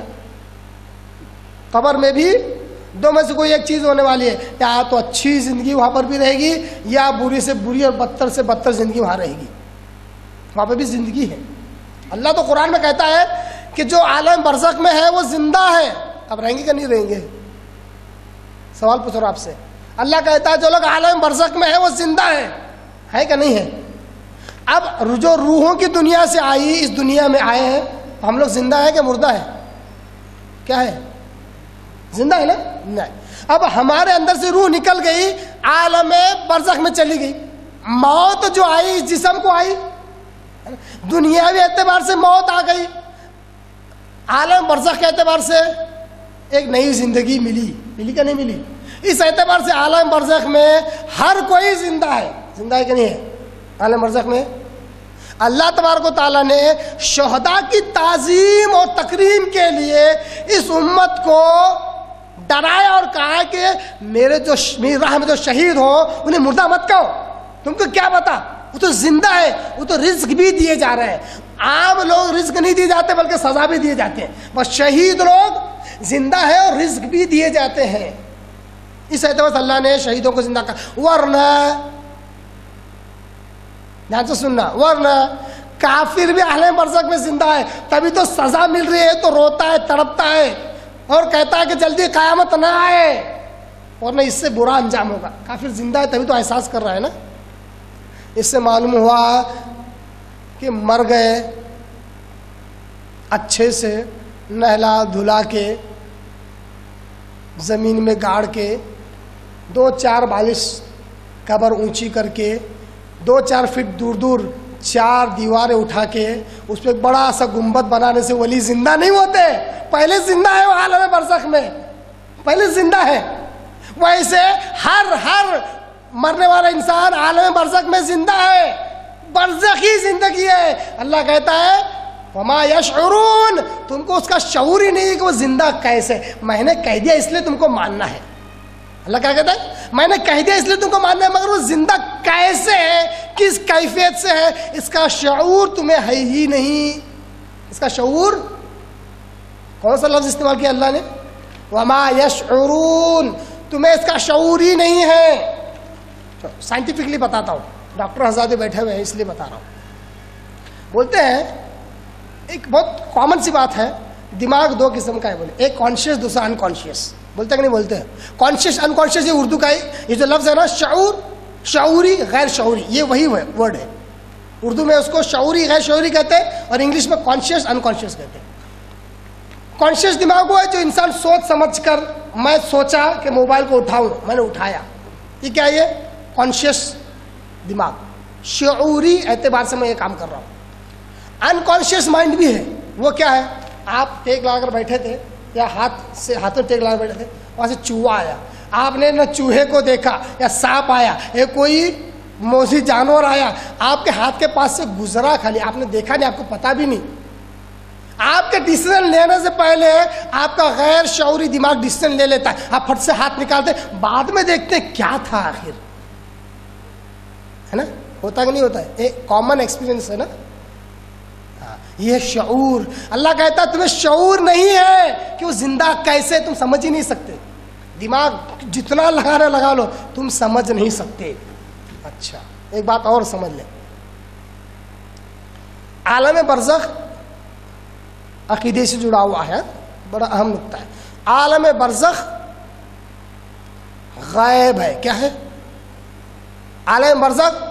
غیب ہے, غیب کی دنیا ہے. وہ غیب کس کو کہتے ہیں, وہ چیز جو ہماری آنکھوں سے اوجھل ہے اور ما تحت الاسباب کے تحت اس کو نہ محسوس کیا جا سکتا, نہ اس کو دیکھا جا سکتا, نہ اس کو چھوا جا سکتا, نہ وہاں جایا جا سکتا ہے. ما تحت الاسباب کے تحت مطلب جو ذرائع اس دنیا میں ان کا استعمال کر کے عالم برزخ تک پہنچا نہیں جا سکتا, کیونکہ وہ غیب ہے. اور مومن کس کو کہتے ہیں, مومن وہی ہے جو غیب پر ایمان لائے. کس پر ایمان لائے, غیب پر, یعنی جو چھپی ہوئی بات ہے. مثال کے طور پر اگر میں میرے ایک دوست سے کہوں کہ بھائی میں نے سیمسنگ کا ٹیب 2 خریدا, دوست بول رہا ماشاء اللہ سراج بھائی مجھے آپ پر یقین ہے, آپ نے بولا تو ضرور خریدا ہوگا. حالانکہ اس نے دیکھا نہیں میرے پاس ہے یا نہیں ہے, یہ صرف بھروسہ ہے اس کا, ہے نا. اس کا کیا ہے, بھروسہ ہے. آپ نے کہا مطلب ضرور ہوگا, ہے نا. اسی کا ایک یہ کیا, یہ ایگزامپل دے رہا ہوں, مثال دے رہا ہوں, اس کا نام ایمان ہے. آپ نے دیکھا نہیں, جس بھروسے سے آپ مان رہے اس کا نام ایمان ہے. اب کیا ہوا, میں نے بولا کہ بھائی میں نے سیمسنگ ٹیب 2 خریدا. اچھا ٹھیک ہے, ٹھیک ہے نا. اب اتفاق سے میرے جیب سے تھوڑا سا وہ اٹھا ہوا تھا, کسی طرح دیکھ لیا اس نے, ہاں مجھے یقین ہو گیا آپ کے پاس ٹیب 2 ہے. تو مجھے ابھی تک تو یقین نہیں کر رہا, تھوڑا دیکھ لیا میں نے, جلا جھوٹا, اب تک تو بھروسہ نہیں تھا, دیکھ لینے کے بعد بھروسہ کر رہا میرے پہ, بولوں گا نہیں بولوں گا میں. اب اس کا ایمان قابل قبول نہیں رہا, کیوں, دیکھنے کے بعد بھروسہ کر رہا.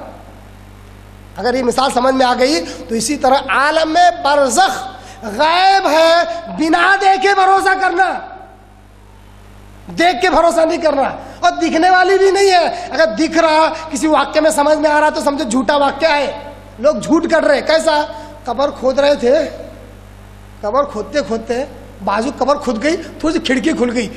ان کا انداز ایسا ہوتا ہے, بولنے کا انداز کیسا ہوتا ہے, کھڑکی کھل گئی, کھڑکی میں جھانک کے دیکھے تو اندر سفید بزرگ نماز پڑھ رہے ہیں. سفید لباس سفید داڑھی. ہم نے تب سے سمجھے کہ اولیاء اللہ بھی قبر میں زندہ ہوتے. اب تک مردہ سمجھ رہا تھا, اب تک اولیاء اللہ مردہ سمجھ رہا تھا. کیا وہ جب واقعہ ہوا کھڑکی میں جھانکا تو تب جا کے معلوم ہوا. میں کہتا ہوں اللہ کے بندو کبھی ایسا نظارہ نظر آنے والا ہی نہیں ہے. کیوں؟ کیونکہ وہ عالم غیب ہے. وہ غیب کی دنیا, چھپی ہوئی دنیا کبھی دکھائی دینے والی ہی نہیں ہے. کوئی یہ بول سکتا کہ میں نے اللہ کو دیکھ لیا؟ بول سکتا کوئی نہیں. اللہ غیب ہے, چھپا ہوا ہے. اللہ کیسے دیکھ سکتے ہیں؟ ہم لوگ نہیں دیکھ سکتے. بغیر دیکھے اللہ کو ماننا ہے. کوئی بولے کل رات میں نے اللہ کو دیکھ لیا, آیا تو اللہ میرے پاس, تب سے اللہ کو مان رہا, اس کا ایمان ہے؟ ایمان قابل قبول ہے؟ اللہ کو دیکھنے بعد ایمان لانا ہی نہیں ہے, بغیر دیکھے لانا ہے, تبھی تو اس کا دیدار ہوگا. تو جنت کی نعمتوں میں سب سے بڑی نعمت اللہ کا دیدار ہوگا. جنت کی نعمتوں میں سب سے بڑی نعمت اللہ کا دیدار ہوگا. نہیں دیکھنے کی وجہ سے ہے نا بہت سارے جھوٹے سچے واقعات مسلمانوں کی کتابوں ایسے ملتے ہیں کہ فلاں بزرگ نے اللہ کو دیکھ لیے, فلاں بزرگ نے آپ وسلم کو دیکھ لیے, فلاں بزرگ اللہ کے پاس چلے گئے, فلاں بزرگ آپ وسلم سے ملتے, پورا ادھر گشت کر رہے ادھر گشت کر رہے. کیوں؟ مگر ایسا جو غائب ہے وہ غائب ہے, جو چھپا ہے وہ چھپا ہوا ہے. عالم برزخ بھی غائب ہے, چھپا ہوا ہے. اس کو بنا دیکھے ایمان لانا چاہیے, دیکھ کر ایمان لانا یہ قابل قبول نہیں ہے. ایسا ایک اور واقعہ مشہور واقعہ عوام میں زیادہ تر پھیلا ہوا رہتا کہ دھندلا سا مجھے یاد آتا ہے کہ ایک سوار گھوڑے پر سوار ہو کر جاتا رہتا, سفر کرتا رہتا. ایک جگہ اس کو پیاس لگتی ہے, جنگل میں, دور جنگل ہوتا ہے. دیکھو کیا بتاؤں میں آپ کو, دور جنگل ہوتا ہے, وہاں پہ ایک جھوپڑی نظر آتی ہے. وہ وہاں رکتا ہے تو ایک بڑھیا بہت لاغر کمزور بڑھیا اس کے پاس جاتے ہیں. تو بڑھیا بہت مہمان نوازی وغیرہ کرتی ہے. وہ کسی کام سے اس جھوپڑی کے تھوڑا آگے نکلتے ہیں, کسی کام سے جھوپڑی کے تھوڑا آگے نکلتے ہیں. تھوڑا آگے نکلنے کے بعد وہاں پہ کچھ خبر نظر آتی ہے ان کو. وہاں پہ چیخنے چلانے کی آواز آ رہی ہے. کیا ہوا؟ چیخنے چلانے کی آواز آ رہی ہے. وہ پریشان ہو گئے اور آ گئے. کہا مائی میں ابھی ادھر گیا تھا تو بڑی عجیب و غریب چیخنے چلانے کی آواز آ رہی تھی. تو بڑھیا رونے لگتی ہے. کیا بتاؤں حضرت, وہ میرے شوہر ہے. بولے زندگی بھر کبھی پیشاب قطروں سے پرہیز نہیں کیا تو اللہ تعالیٰ آج بھی عذاب دے رہا ان کو. بولے میں کہتا ہوں صحیح حدیث اگر سنانا ہوتا تو صحیح بخاری کی حدیث سنا دیتے. جھوٹا واقعہ گھڑ کے کیوں انسانوں کو جھوٹے واقعہ سنا کر قبر کے عذاب پر یقین دلوانے کی ضرورت نہیں ہے. انشاءاللہ آپ کے آگے حدیثیں رکھوں گا, آیتیں رکھوں گا, کھلی باتیں آپ وسلم کی زبان مبارک سے. عذاب قبر ایسا رہتا, عذاب قبر ایسا رہتا, اشارتاً آپ کے آگے بتاؤں انشاءاللہ. عربی حدیث پڑھوں گا. آپ وسلم کہتے ہیں میں تو چاہتا تھا کہ اللہ سے دعا کرو اور عذاب جو قبر کا عذاب ہوتا ہے اس کی آواز سناؤں, مگر اس ڈر سے نہیں کرتا کہ تم مردے دفنانا بند کر دو گے. ابھی پھر جھوٹا واقعہ نہیں ہوا, آگے چلے گئے تو چیخنے چلانے کی آواز آ رہی. جھوٹا واقعہ کیوں لوگوں کو ڈرا رہے ہو جھوٹے سچے واقعات سے؟ اسی طرح عالم برزخ کا مطلب سمجھ میں آ گیا. قبر یعنی عالم برزخ, کہیں پر بھی مرے وہ عالم برزخ نہیں پہنچے گا.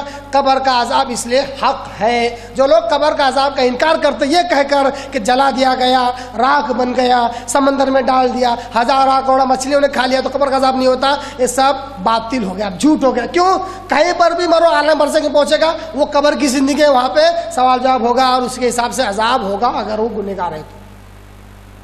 ٹھیک ہے, تو چلیے آگے بڑھتے ہیں. عذاب قبر قرآن مجید کی روشنی سے دیکھتے ہیں کہ جو لوگ عذاب قبر کا انکار کرتے ہیں ان کا یہی کہنا ہے کہ کسی بھی قرآن کی آیت میں عذاب قبر کا ذکر ہے ہی نہیں. کیا بولتے ہیں وہ؟ کسی بھی قرآن کی آیت میں عذاب قبر کا ذکر ہے ہی نہیں, اس لیے ہم عذاب قبر کو نہیں مانتے. آئیے قرآن مجید کی آیتوں کو دیکھ لیتے ہیں اور انشاءاللہ میں آپ کے آگے قرآن کی آیت پڑھوں گا, عربی صرف لفظ و لفظ ترجمہ کروں گا. انصاف آپ کرنا کہ اس میں عذاب قبر کا ذکر ہے یا نہیں ہے, کیونکہ عذاب قبر کا انکار کرنے والے یہی کہتے ہیں کہ انسان مر جائے گا, اس کے بعد ڈائریکٹلی اس کا حساب کتاب ہوگا, اس کے حساب سے یا تو اس کو جنت میں ڈالا جائے گا یا جہنم میں ڈالا جائے گا. بیچ کا یہ جو گیپ ہے نا, یہ عالم برزخ ہے ہی نہیں, عالم برزخ ہے ہی نہیں. اب آپ انصاف کرنا, ٹھیک ہے. سورہ غافر یعنی سورہ مومن، سورہ نمبر 40 آیت نمبر 45 اور 46، 45 اور 46، عذاب قبر قرآن مجید کی روشنی میں، قرآن مجید میں عذاب قبر کا ذکر۔ اللہ کہتا ہے فَوَقَاهُ اللَّهُ سَيِّئَاتِ مَا مَكَرُوا، فرعون اور اس کے ساتھ والوں کا ذکر کر کے اللہ کہتا ہے فَوَقَاهُ اللَّهُ سَيِّئَاتِ مَا مَكَرُوا، ان کو ان کے برے اعمال نے، ان کے برے اعمال کی وجہ سے اللہ نے انہیں پکڑا، اللہ نے انہیں گھیر لیا، اللہ نے انہیں دبوچ لیا۔ ما مکروا، جو کچھ وہ چالیں چلتے تھے اللہ کے خلاف، اس کی وجہ سے اللہ نے انہیں پکڑ لیا۔ وحاق بآل فرعون سوء العذاب، فرعون اور اس کے ماننے والوں کو عذاب نے، بہت برے عذاب نے گھیر لیا۔ کیا کہتا اللہ تعالیٰ آیت نمبر 45 میں؟ فرعون اور اس کے ماننے والوں کو ایک برے عذاب نے گھیر لیا۔ آیت نمبر 46 اب اللہ کہتا ہے آیت نمبر 46 میں النار یعرضون علیہا غدوا وعشیا، النار آگ، یعرضون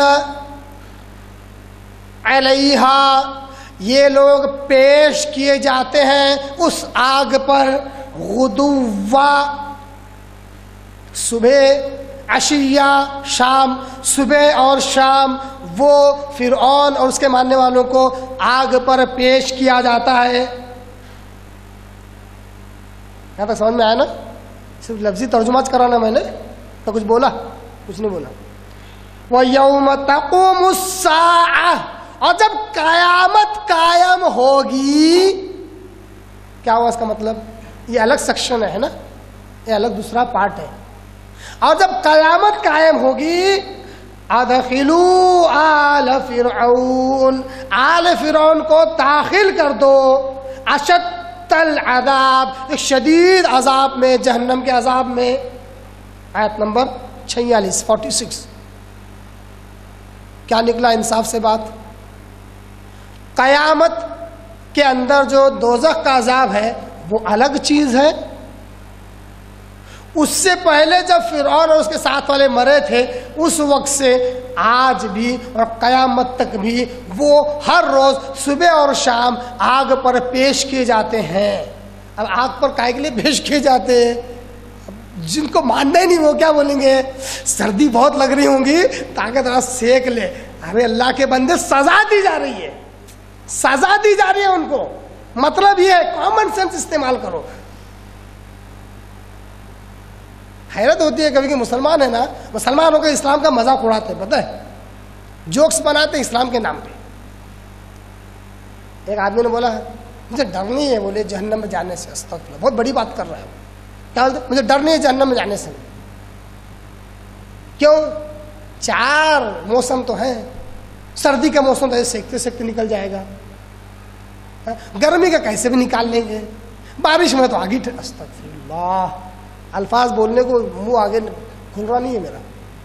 یہ مسلمان ہے، یہ مسلمان ہے یہ جو اللہ کی جہنم کا مذاق اڑاتے، قبر کے عذابوں کا مذاق اڑاتے۔ اور کل جو میں نے مثال دیا، جنت گلاس اٹھا لیے پانی کا، آگ اٹھا لیے، یہ جہنم مذاق اڑا دی۔ جنت تو جنت مذاق اڑا رہے ہیں، اللہ اور غوث پاک جنت اور جہنم کا تذکرہ سیر کر رہے، اللہ گر جا رہا بولے، غوث پاک ہاتھ پکڑ کے اٹھا لے رہے، دستگیر، تب سے نام پڑ گیا ان کو۔ اللہ کا مذاق نہیں ہے یہ مسلمان ہے، اللہ کو گرا ڈالتے اور ولی کے ہاتھ سے اٹھا دیتے، ولی اتنے بڑے ہو گئے، استغفر اللہ۔ کیوں مسلمانوں میں واقعات ایسے کیوں مشہور ہیں؟ کیوں ہیں؟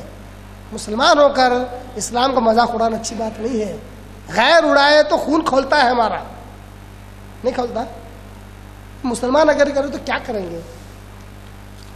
میں بولتا رہتا ہوں یہ بات، مسلمان قرآن کو جلائے نا تو بہت خون کھولتا ہے اپنا، ہے نا؟ آج بھی مسلمان قرآن جلا رہا ہے، بتاؤں آپ کو کیسے بتاؤں؟ بچہ بیمار ہو گیا، بیوی بیمار ہو گئی، بیٹا بیمار ہو گیا، خود بیمار ہو گئے، بابا کے پاس جانتے کے پاس جاتے، بابا جانتے کیا کرتا؟ سورہ اخلاص سورہ ناس چٹھی پہ لکھ کے دیتا۔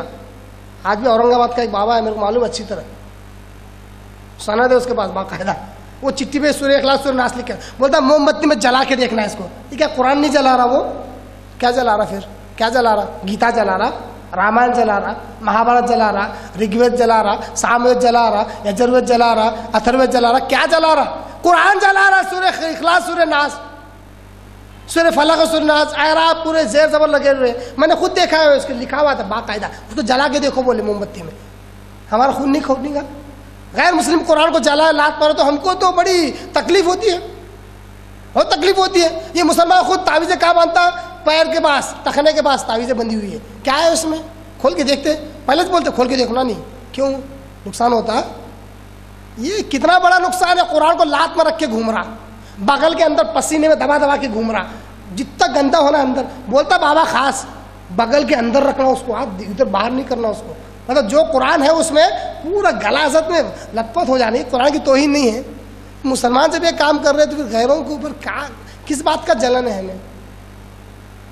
بہرحال ہماری وہ بھی محبت، یہی محبت ہے، چاہے غیر کرے چاہے اپنے کرے، غلط غلط ہے. سورہ مومن سورہ نمبر 40 کی آیت نمبر 46 سے ہمیں کیا معلوم ہوا؟ ہمیں معلوم ہوا کہ قبر کا عذاب ہوتا ہے، عالم برزخ میں عذاب ہوتا ہے. فرعون اور اس کے ماننے والوں کو قیامت سے پہلے آج بھی آگ پر پیش کیا جا رہا ہے، عذاب قبر ہو رہا ہے. قرآن کی مجید کی آیت سے معلوم ہوا. آئیے دوسری آیت دیکھ لیتے ہیں. سورہ انفال سورہ نمبر 8 آیت نمبر 50.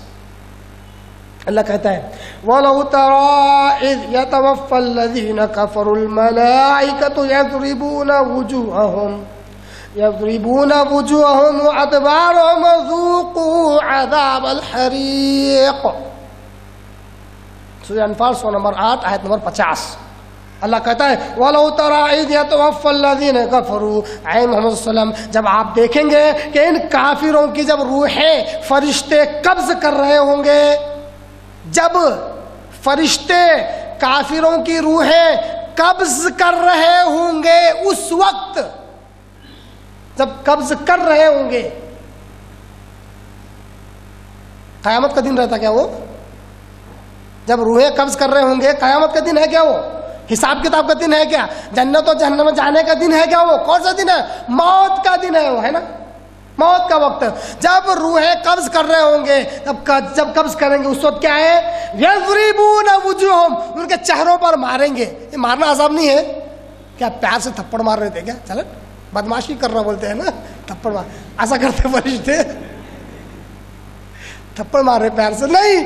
یضربون وجوہہم، ان کے چہروں پہ ماریں گے. اتنا ہی نہیں، وہ ادبارہم، ان کے دبر پر، پچھواڑے پر ڈنڈے ماریں گے. پچھواڑے پر. یہ کیا ہے؟ عذاب نہیں تو کیا ہے یہ؟ ابھی قیامت آئی کیا؟ قیامت آئی نہیں آئی، اس سے پہلے ہی مارا جا رہا ہے. چھوٹی قیامت میں موت کو کیا کہتے ہیں؟ چھوٹی قیامت. انسان کے لیے دو قیامت ہے، ایک بڑی قیامت، یا تو اس کے آنے سے پہلے تیاری کر دے، یا پھر چھوٹی قیامت کے آنے سے پہلے تیاری کرے. موت بہرحال قیامت کے آنے سے پہلے اس کو تیاری کرنا ہے، موت کی تیاری کرنا ہے. وذوقوا عذاب الحریق، اور کہیں گے جلنے کا عذاب چکھو. دیکھو مرنے ابھی مر رہا ہے یا مر گیا تبھی اسی کو کہا جا رہا ہے جلنے کا عذاب چکھ. معلوم ہوا کہ جہنمی کیا کہتے ہیں، جو جہنمی شخص ہوتا ہے اس کو قبر میں جب ڈالا جاتا ہے تو جہنم کی کھڑکی کھول دی جاتی ہے. وہاں کی گرمی، وہاں کی برائیاں، وہاں کے برے برے حالات اس کو یہاں بیٹھے بیٹھے نظر آتے ہیں. تکلیف ہوتی رہتی ہے اس کو، اور پہلے سے یہ خواہش کرتا ہے کہ وہ دن کبھی نہ آئے، قیامت کا دن کبھی نہ آئے. اور جو اچھا انسان ہوتا ہے جب اس کو قبر میں ڈالا جاتا ہے وہ کہتا ہے اللہ جلدی سے وہ دن لے کے آ. اور اس کو یہ خوشخبری دی جاتی ہے سکون و آرام سے سو جا، جس طرح نئی نویل دلہن سوتی ہے، سکون و آرام سے سو جا. یہ فرق ہے اچھے انسان اور برے انسان میں. تو قرآن میں کسی دو ہی آیتیں بتلایا، بہت آیتیں بتلا سکتا ہوں عذاب قبر کی دلیل پر. آگے بڑھے. عذاب قبر حدیث مبارکہ کی روشنی میں، عذاب قبر حدیث مبارکہ کی روشنی میں. عن البراء بن عازب رضی اللہ تعالیٰ عنہ قال كنا مع رسول الله صلی اللہ علیہ وسلم فی جنازہ. براء رضی اللہ تعالیٰ عنہ کہتے ہیں کہ ہم آپ صلی اللہ علیہ وسلم کے ساتھ تھے ایک جنازے میں. حدیث کون سی ہے یہ حدیث ہے سنن ابن ماجہ کی. بخاری، مسلم، ترمذی، ابو داؤد، ابن ماجہ 5 نمبر پر آتی ہے. سیاہ ستہ کتب الستہ کے اندر 5 نمبر پر، مشہور حدیث کی 6 کتابیں اس میں سے 5 نمبر پر، 6 ہے سنن نسائی، یہ سنن ابن ماجہ کی حدیث ہے۔ حضرت براء بن عازب رضی اللہ عنہ کہتے ہیں کہ ہم آپ صلی اللہ علیہ وسلم کے ساتھ تھے ایک جنازے میں، فجلس علی شفیر القبر، قبر کے کنارے آپ صلی اللہ علیہ وسلم بیٹھ گئے، فبکا حتی بل الثرا، آپ صلی اللہ علیہ وسلم قبر کے کنارے بیٹھتے ہی رونے لگ گئے، اتنا روئے کہ آپ صلی اللہ علیہ وسلم کی آنسوؤں سے قبر کی مٹی گیلی ہو گئی، جبکہ آپ صلی اللہ علیہ وسلم کی داڑھی خود بہت لمبی تھی، آپ صلی اللہ علیہ وسلم کی داڑھی خود ماشاءاللہ کافی لمبی تھی، ایک مجھ سے زیادہ، کٹ نہیں کرتے تھے وہ، کافی لمبی تھی، داڑھی لمبی، پھر بھی آنسو گر کے صحابی رسول کہتے ہیں حتی بل الثرا، مٹی زمین کی قبر کے پاس کی مٹی گیلی ہو گئی، اتنا آپ صلی اللہ علیہ وسلم روئے۔ اس کے بعد کہتے ہیں ثم قال یا اخوانی، اے میرے بھائیوں، لمثل ھذا، ایسی چیز کے لیے فاعدوا، تیاری کرو، جو قبر کی جو زندگی ہے اس میں جانے سے پہلے تیاری کرو، اے میرے بھائیوں اس کے لیے تیاری کرو۔ اب جو نبی اتنا رو کر کہہ رہا ہے، کیا وہاں عذاب نہیں ہوگا؟ کیا وہاں کوئی ایسی ڈرنے کی بات نہیں ہوگی؟ نعوذ باللہ کہ نبی صلی اللہ علیہ وسلم بس ایسے ہی سنا رہے ہیں، کوئی بات ہوگی وہاں پر بہت زیادہ ڈرنے والی، بہت زیادہ خطرناک، دہشت سے بھری ہوئی جگہ ہے قبر۔ یہ بھی یاد رکھیے انشاءاللہ العزیز، جو باتیں قبر کے تعلق سے، قبر کا عذاب سے آپ سنیں گے میری زبانی، یا تو حدیث مبارکہ کی الفاظ ہوں گے عربی متن کے ساتھ، یا میری اگر توضیح اور تشریح ہوگی تو وہی ہوگی جو حدیث مبارکہ میں انشاءاللہ العزیز ہوگی، بلا وجہ ڈرانے کے لیے قصے کہانیاں نہیں سناؤں گا۔ کیوں؟ کیونکہ ہمارا اوڑھنا بچھونا، ہمارا سب کچھ قرآن ہے اور حدیث ہے، تیسری کوئی چیز نہیں ہے۔ ہم کبھی یہ بولتے ہی نہیں فلاں نے بول دیے تھے، فلاں نے ایسا کہہ دیے تھے، فلاں بزرگ کا بھی ایک قول ایسا بھی ملتا ہے، امام صاحب نے ایسا بھی کہا تھا، ہمارے پاس یہ نہیں ہے۔ ہمارے پاس کیا ہے؟ قرآن مجید اور حدیث مبارکہ۔ تو صحابی رسول کہتے ہیں آپ صلی اللہ علیہ وسلم اتنا روئے، آپ صلی اللہ علیہ وسلم صحابی رسول کہتے ہیں کہ آپ صلی اللہ علیہ وسلم اتنا روئے کہ آپ صلی اللہ علیہ وسلم کی کہ آنسوؤں سے زمین کی قبر کی مٹی گیلی ہوگی۔ پھر آپ صلی اللہ علیہ وسلم کہا اے بھائیوں تیاری کرو اسی جیسی چیز کے لیے۔ آئیے دوسری حدیث طرف بڑھتے ہیں، صحیح بخاری کی حدیث، صحیح بخاری کی حدیث۔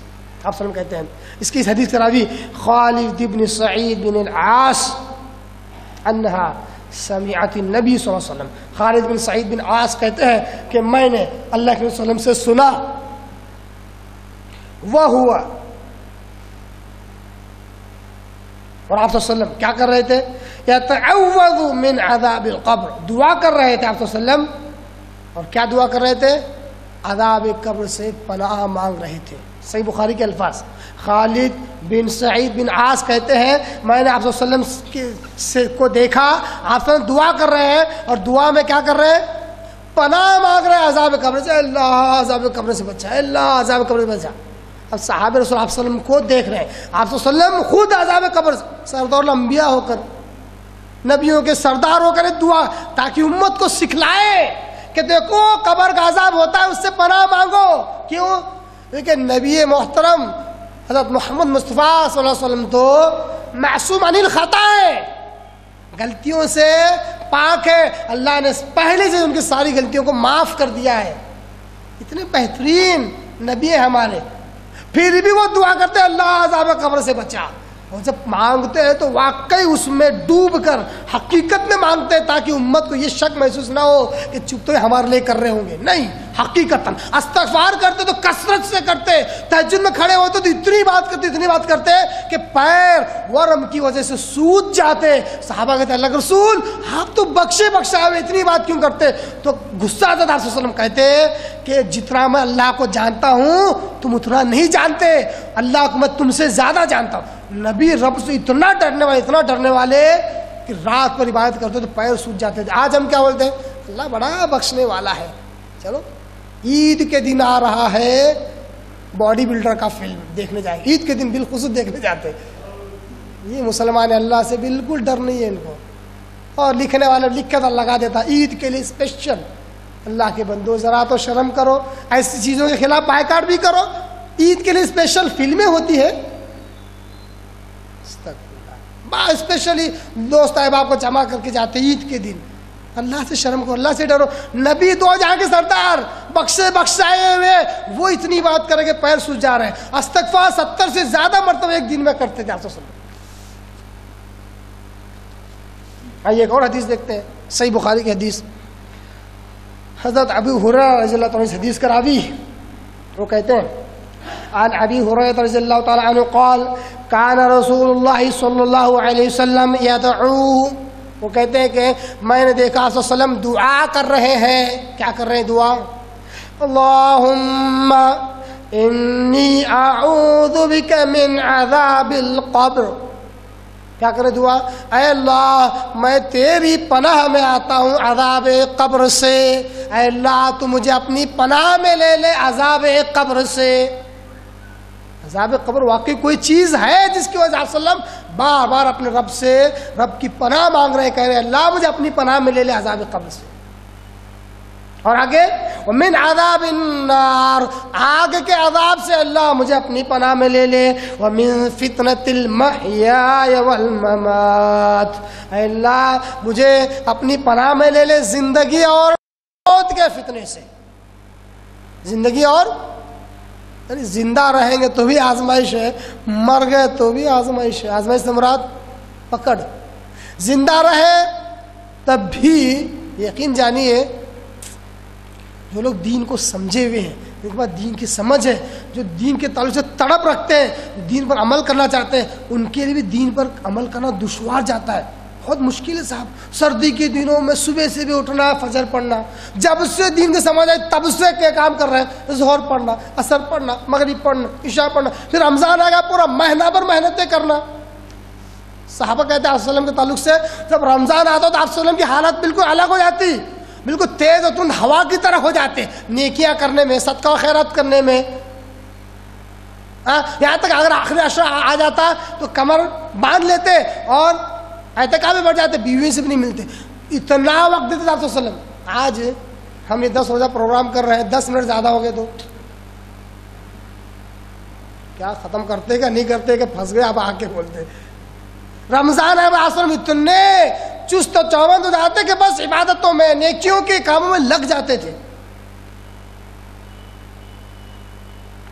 تو جو دین کی سمجھ رکھتے ہیں ان کو پتا ہے کہ دین پہ عمل کرتے ہوئے بہت دشواریاں آتی ہیں, دین کی دعوت دینے بہت دشواریاں آتی ہیں, اس میں مار بھی کھانا پڑتا ہے, جیل بھی جانا پڑتا ہے, ایسی بھی دشوار آتی ہے. تو اے اللہ آپ وسلم کہتے ہیں میں تیری پناہ میں آتا ہوں زندگی کے اور موت کے فتنے سے, آزمائش سے.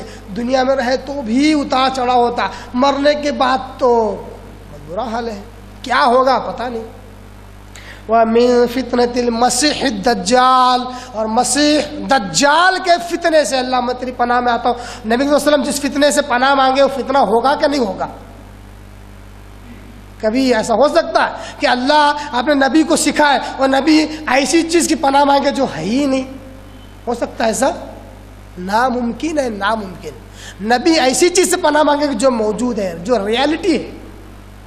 عذاب قبر میں ریالٹی, دجال کا آنا, دجال کا فی الوقت موجود ہونا ریالٹی ہے, حقیقت ہے, انکار نہیں کر سکتے. اور شاید انشاءاللہ کب ہے اپنا پروگرام دجال پر؟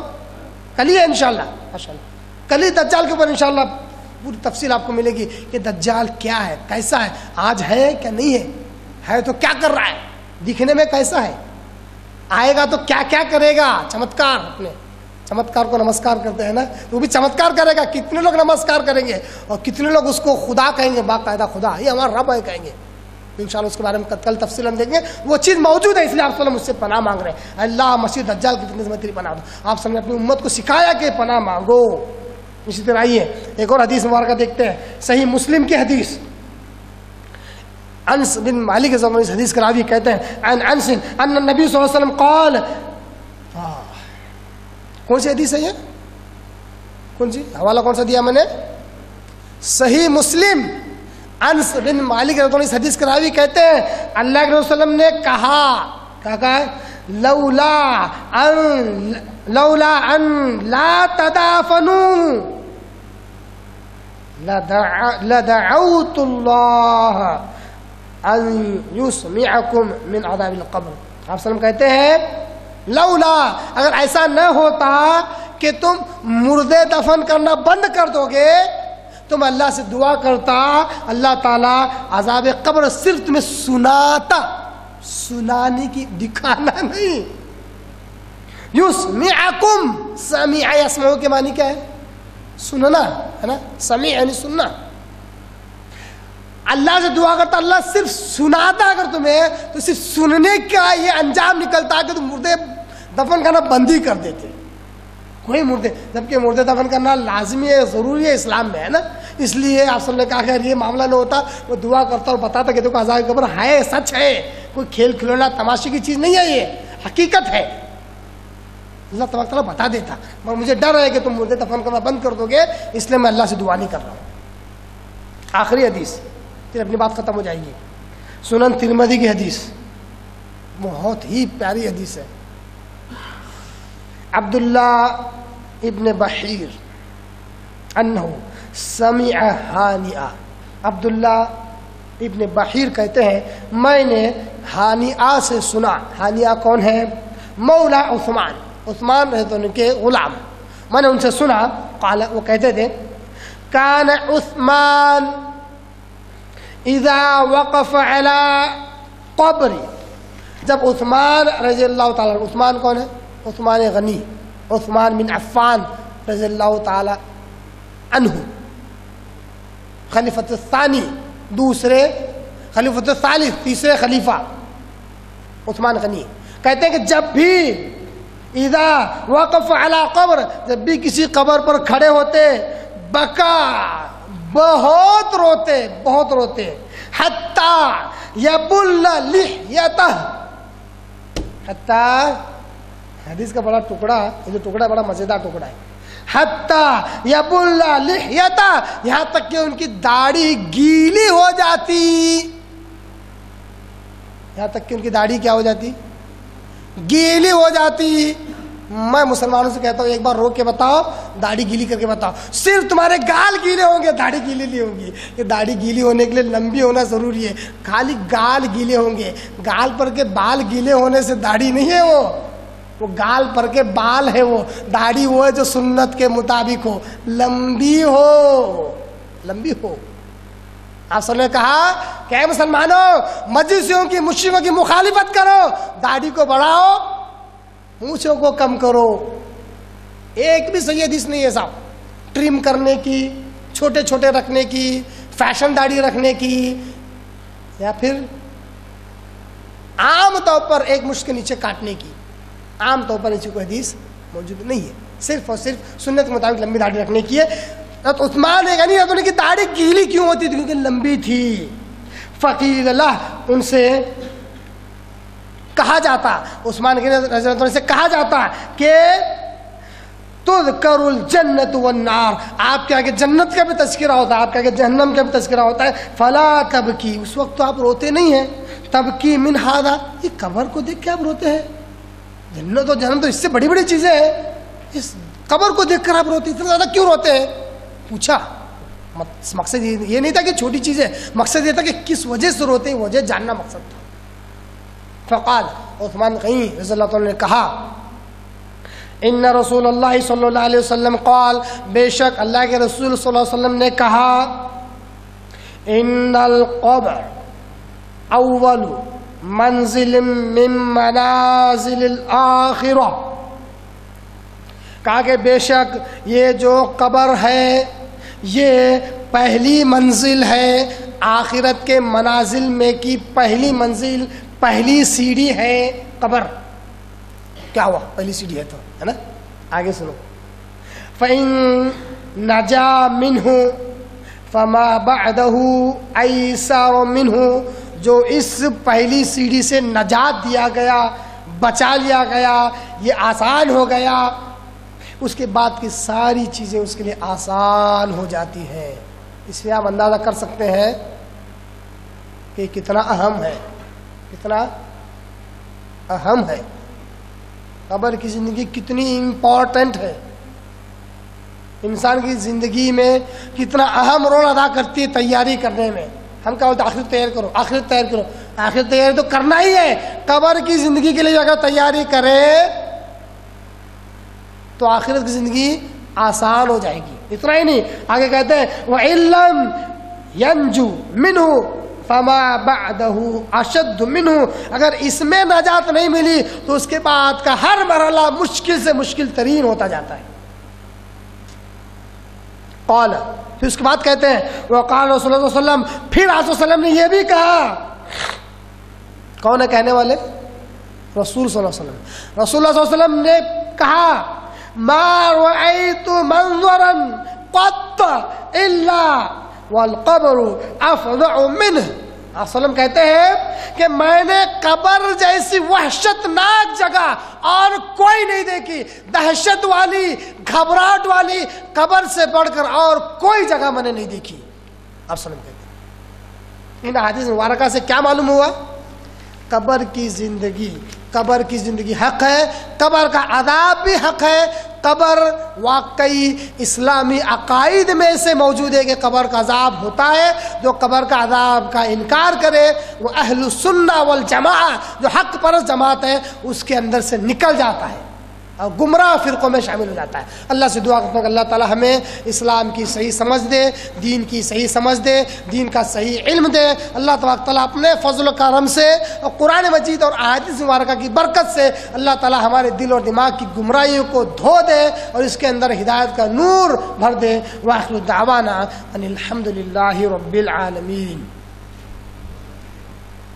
ظاہر ہونے کے خروج اور اس کے فتنے اور وہ کون سے لوگ ہیں جو اس کے طرف مائل ہوں گے، ایسے ہی بہت ساری الحمدللہ باتیں ہوں گی قرآن اور حدیث کی روشنی میں.